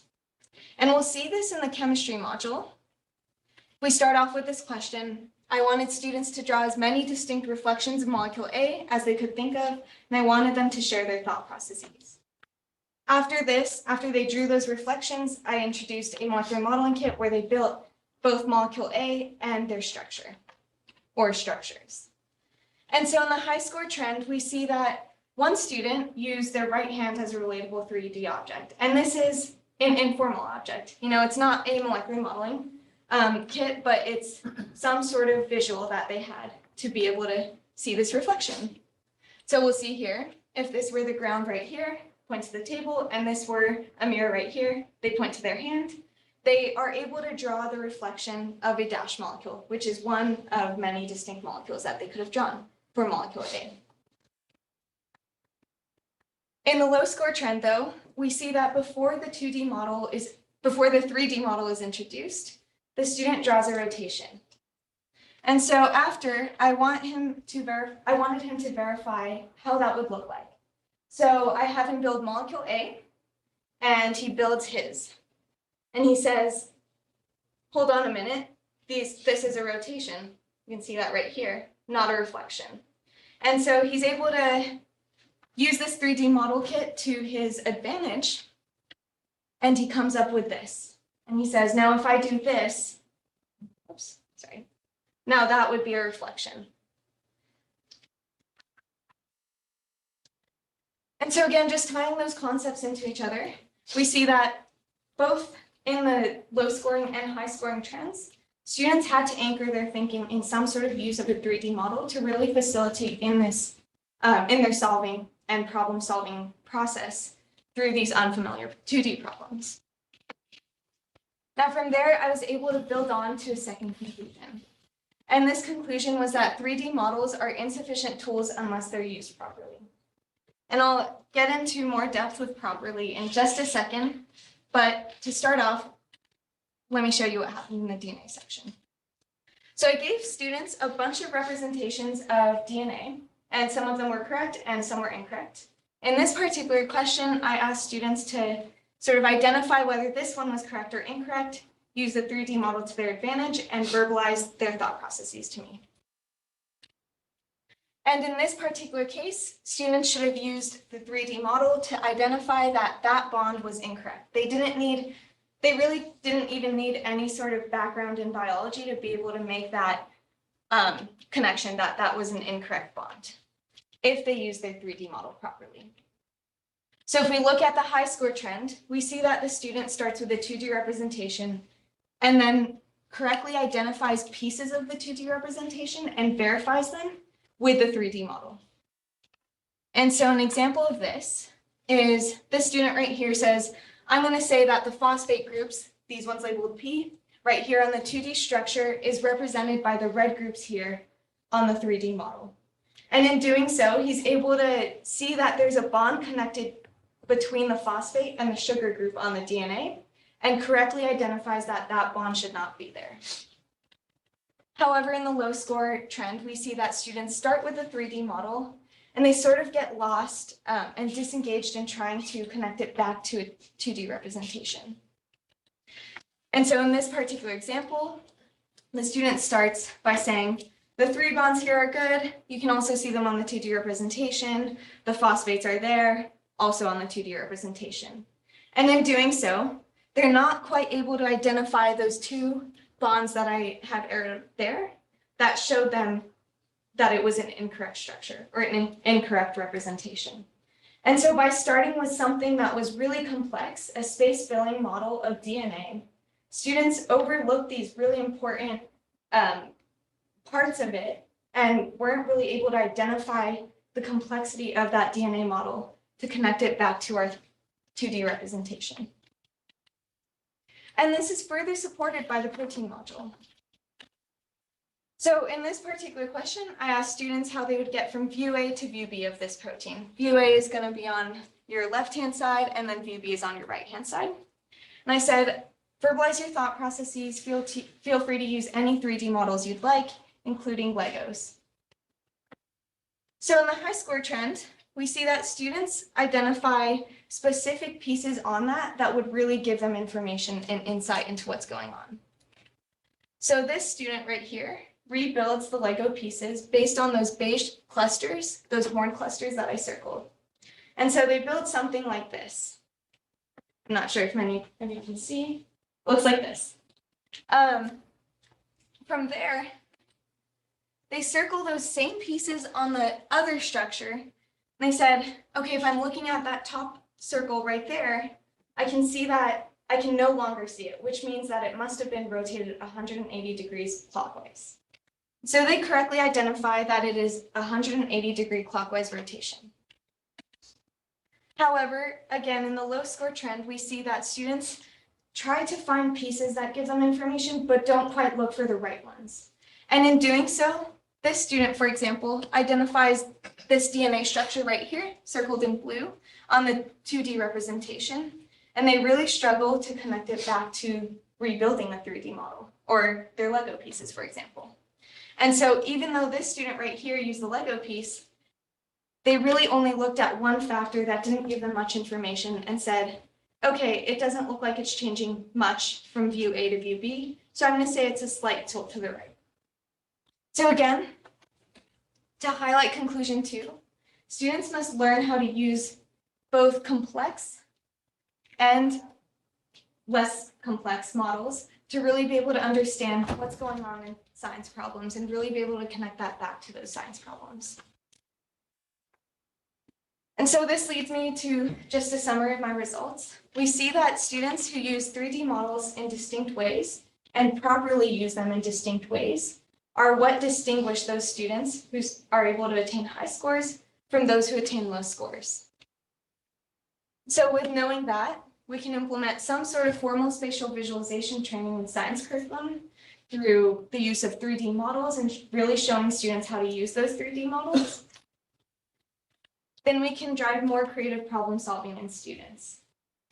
And with that, as we continue to have students really creatively think about these problems and critically think about these problems, we can make STEM more enriching and accessible for students, and that they can really understand and visualize these problems, as well as have higher retention rates in science. I want to acknowledge the Ember Lab at Rochester, wonderful lab, as well as the Sieber Lab here, Noelle, Gabby, Dr. Shoes Online, and Molly, Rebecca. There's so many people in here. Thank you so much for supporting me in this. NSF for flying me out to New York and letting me do this project. I especially want to thank Dr. Elaine Schwartz, Dr. Matt Gartner, for all of their support these past 4 years. They've been really the biggest support systems I've had here, as well as Dr. Lauren Dudley. Thank you so much for joining me, Dr. Lauren Dudley, on Zoom today, and for really giving me the confidence to do research like this and showing me that there's research opportunities like this. And of course, my wonderful family and friends who came out here to support me today and are always cheering from the sidelines. Thank you, and I'd like to open the floor to questions.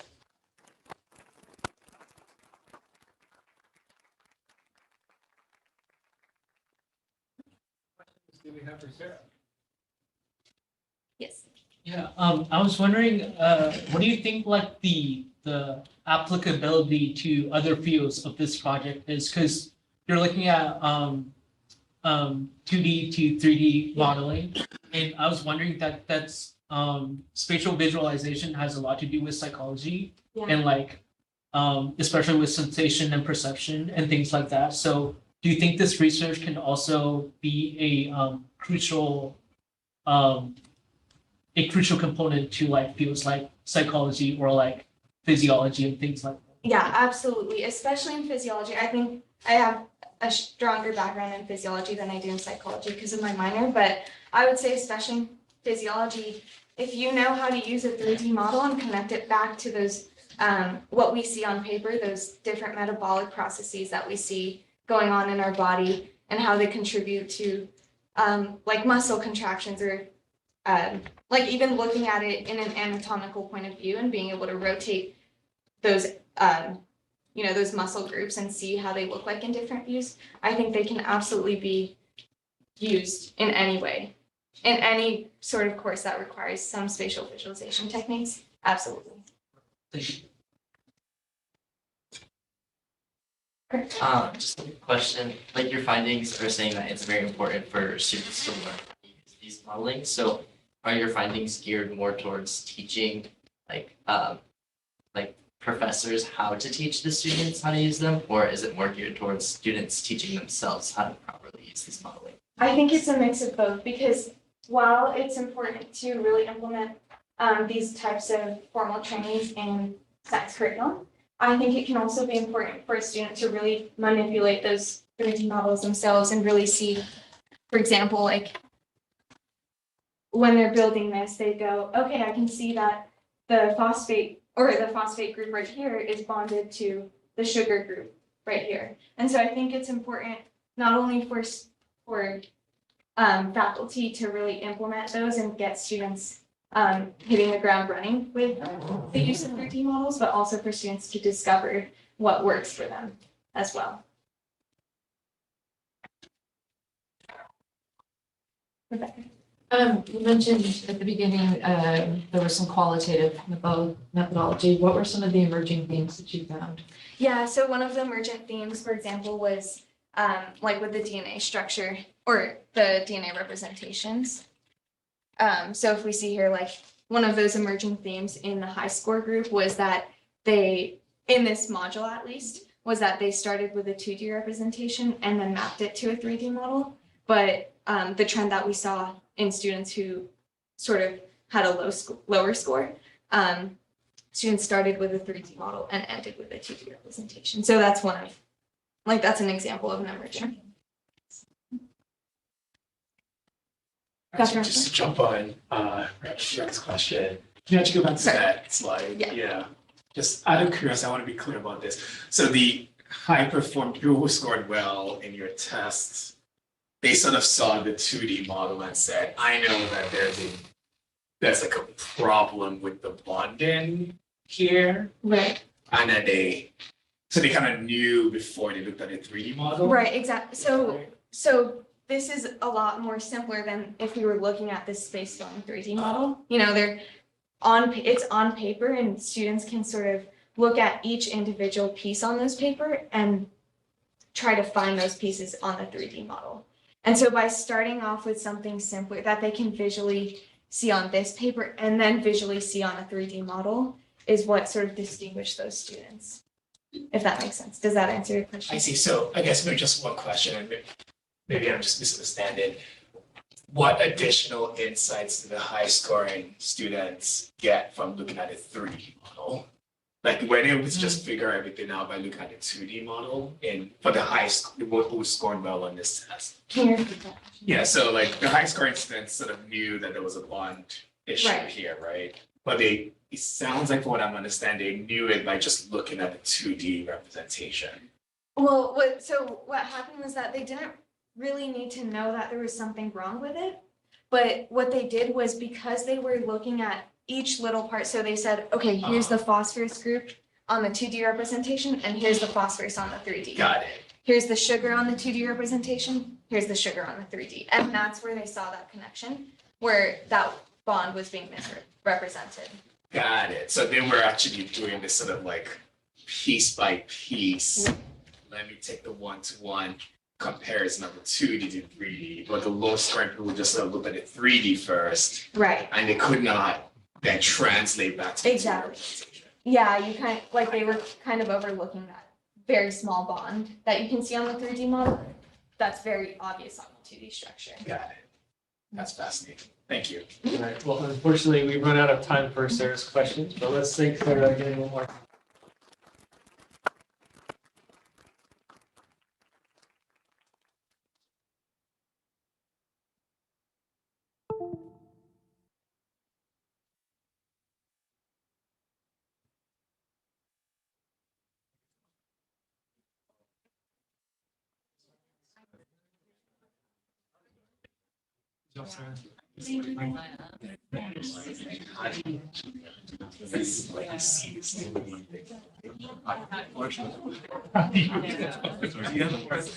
Yeah, I did. What time? 9:30. Exactly. Yeah, I was just reading my actual.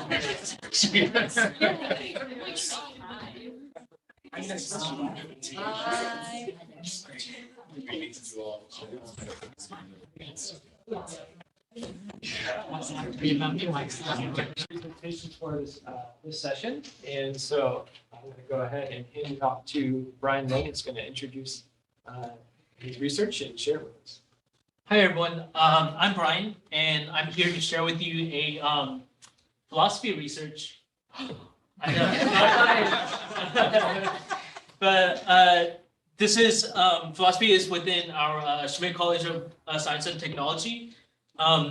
As the university thought that it's really applicable in terms of how philosophy can guide science to more to more well-rounded research, I guess, and how it could influence a lot of future scientists in creating new and profound research. So my name is Bryan, as it says, and I'm a double major in psychology and philosophy. And today I'm going to present this paper, which I wrote in regarding metaphysics, which is the branch of philosophy, and it's called the second law of thermodynamics and an objection which eternalists face. So I wanted to start off with my abstract. When we theorize about theories of time in science, there is a particular stance called eternalism, which some philosophers have believed to be the most suitable way of philosophizing about time. The eternalist theory of time posits that all time exists. The past, the present, and the future all coexist. This then leads to a variety of problems. First, if we know that all of time exists, the past, present, and future, then why do we not have knowledge of the future, and why do we only have memories of the past? Furthermore, why do we not experience the past or the future as clear as we experience the present? These problems lead us to the problem of psychological time asymmetry. Many thinkers have looked to laws within physics to help answer such a question, specifically at the second law of thermodynamics. The second law of thermodynamics furthermore include the notion of the idea that is the thermodynamic arrow of time. In my paper, I argue that consciousness is the linkage between the thermodynamic arrow of time and psychological time asymmetry. Furthermore, to strengthen my argument, I'll consider a few objections. Along with eternalism, there are a few other theories as well. For one, there's presentism, which says that objects and events only exist in the present. And the growing block theory and the shrinking block theory, which I won't go into for this presentation because it's not too relevant to my research. So I also wanted to explain a little bit about the second law of thermodynamics, which for those of you who aren't too familiar with physics, the second law of thermodynamics explains the fundamental nature of time, energy, and entropy. This equation, delta S, is greater or equal to 0, where S represents, where S represents entropy and delta S represents a change in entropy, describes that as time continues in this universe, entropy will increase as well. We understand entropy as the order of microstates within macrostates, where microstate properties can be thought of as subatomic or quantum properties, while macrostates properties are thought of as temperature or density. In simpler words, we can interpret entropy as disorder within the universe. So that means that disorder in this universe continues indefinitely. In my paper, I wrote that this law can be understood as a statement that helps explain how the universe is becoming increasingly disordered as time continues. Moreover, this disorder's occurrence allows us to distinguish the past from the future. And sorry, I don't know why I cited myself.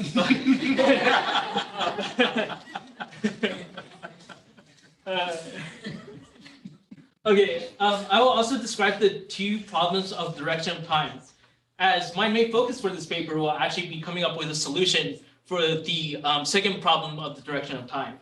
So I'll briefly explain the first problem, which basically states that, which concerns the nature of thermodynamic time, which says that the principle of thermodynamics are bounded by the classical mechanics theories of physics.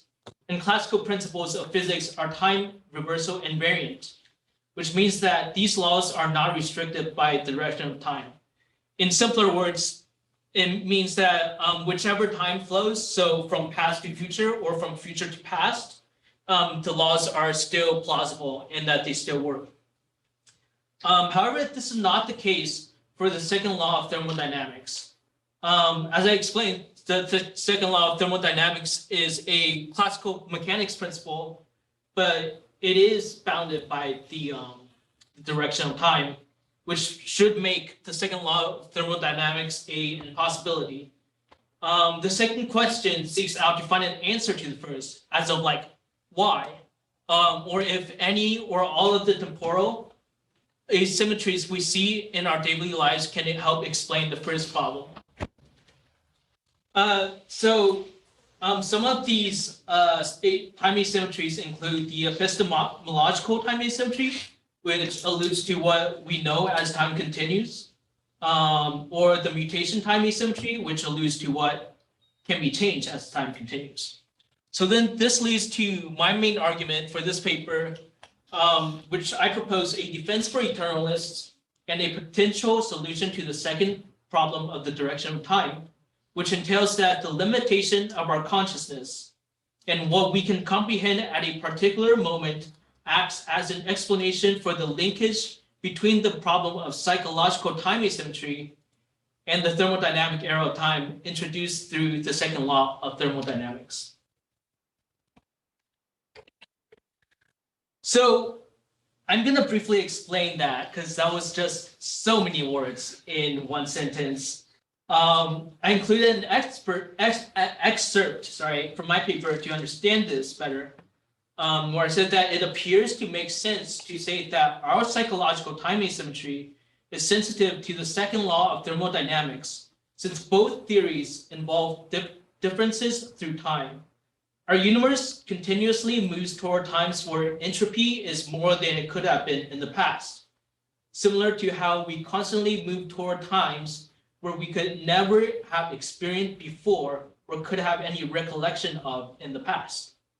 In other words, the limitation of our consciousness, the key to explaining why we can't experience events and objects at a time where there is more entropy than there is now.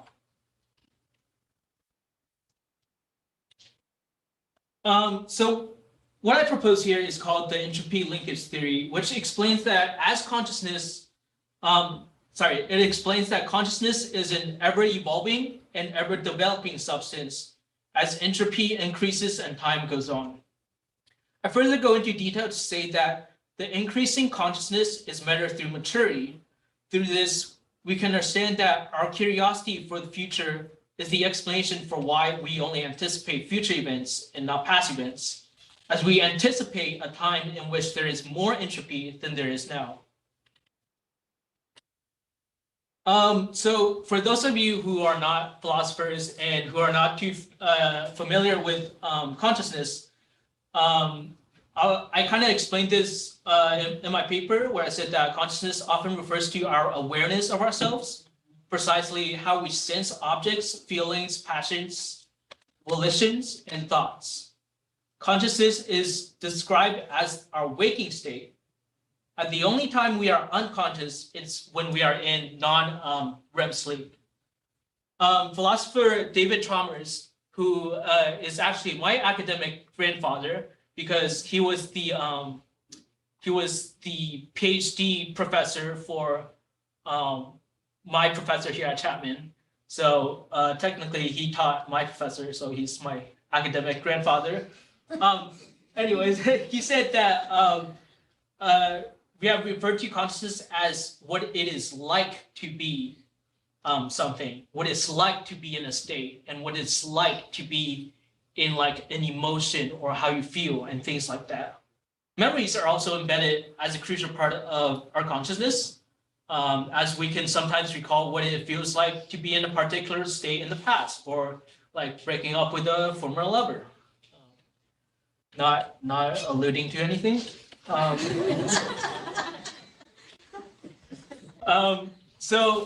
going to move towards to my objections, and one of them is called the unavoidable future events. So that means that when a person can avoid like a certain period of time in the future, they know that it's going to occur and that they can't really avoid it. And they know how they feel about it. So one example that I gave was if a student had a really important test that they needed to take, but at the same time, they also scheduled a very important interview. And so they would know that if they decide to take the test, they would feel really unsettled or disturbed because they're missing out on the interview. However, I don't think this is a really strong objection, since even if he did know that he would feel how he would feel in that certain situation, he lacks the experience of it and the knowledge of what it is to be in that situation. Also, according to my entropy linkage theory, the student is doing nothing more than anticipating that event. Lastly, I also like to point out that one always had the ability to choose differently. For we all know, the student might end up deciding not to attend either. So I'm gonna skip this one because of time. I'll go on to my last objection, which is how can our consciousness develop? This objection is much stronger since we don't really have too much knowledge of consciousness and there lacks a sufficient amount of research. However, we do know that consciousness is subjective, meaning that it is different for everyone and every species, which acts as another obstacle in trying to answer this question. The only plausible answer is related to our memories, which can be seen as a way in which consciousness develops. I wrote that we can define the maturity of our consciousness from moment to moment, from the perspective of how we can form new memories. And with those new memories, our consciousness is in a more mature state than there was than before. So in conclusion, I presented the entropy linkage theory as a solution to the second problem of the direction of time through psychological time asymmetry. However, if a viable solution is ever found or ever proposed to the first problem of the direction of time, that will kind of threaten my argument here. But that seems like a problem for another day. And I wanted to acknowledge Dr. Kelvin McQueen, who was David Chalmers' PhD student, and he helped me a lot with his courses that I took here at Chapman University, and especially on the science background. And I also want to thank Dr. Bas van der Rossen, who was my advisor for this project, and the Department of Philosophy at Chapman, as well as Schmid College of Science and Tech. Thank you.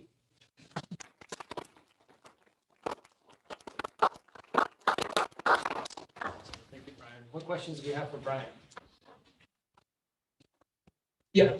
In your excerpt regarding consciousness, I saw like a vocabulary term that I didn't recognize. Can you explain what volition means, please?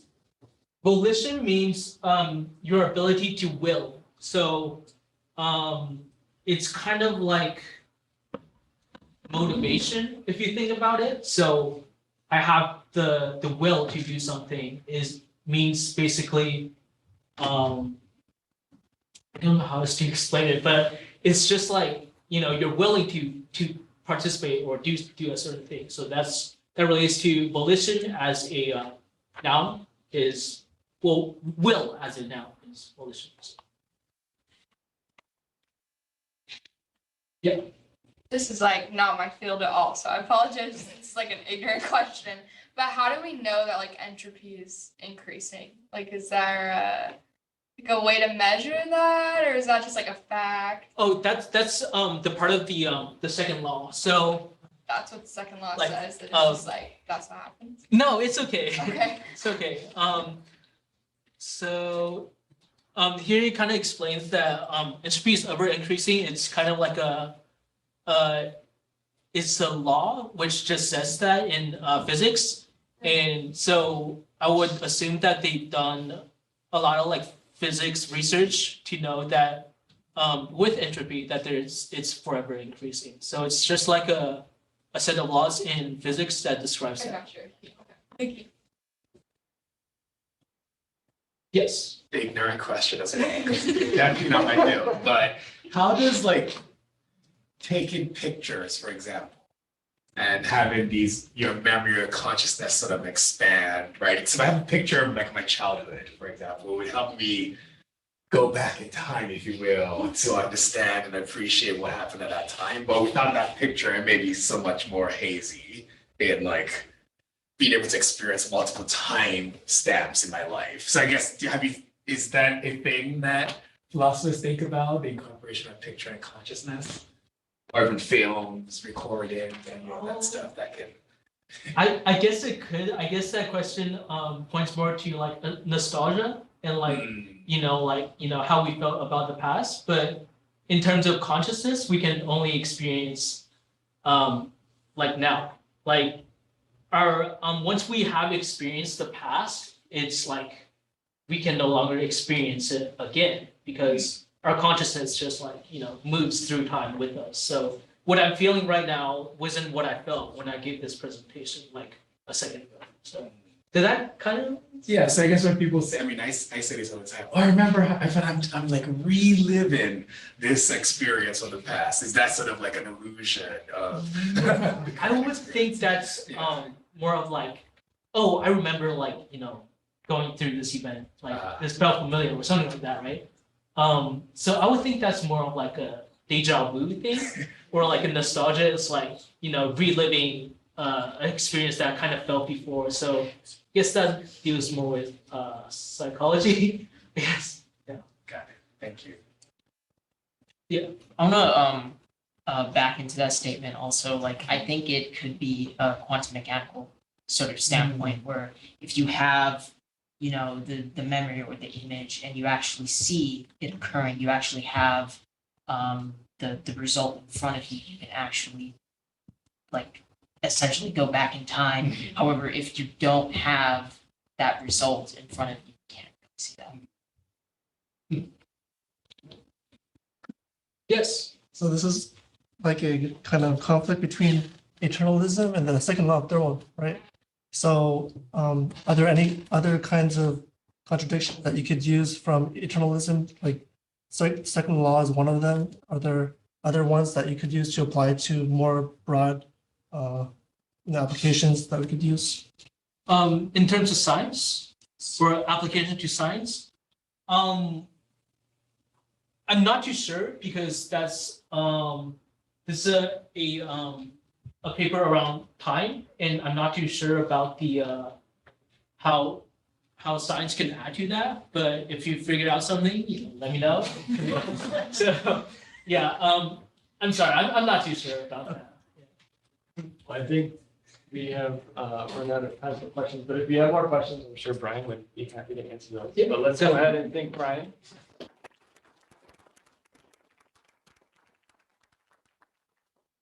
And thank you all for joining us this afternoon, this morning. I hope it's been a pleasure for you all to be able to be here and see the great science and research that's been done by our students at Chapman. This concludes this session. I know there is another presentation at 12:30 in another room, but if you'd like to go ahead and join them.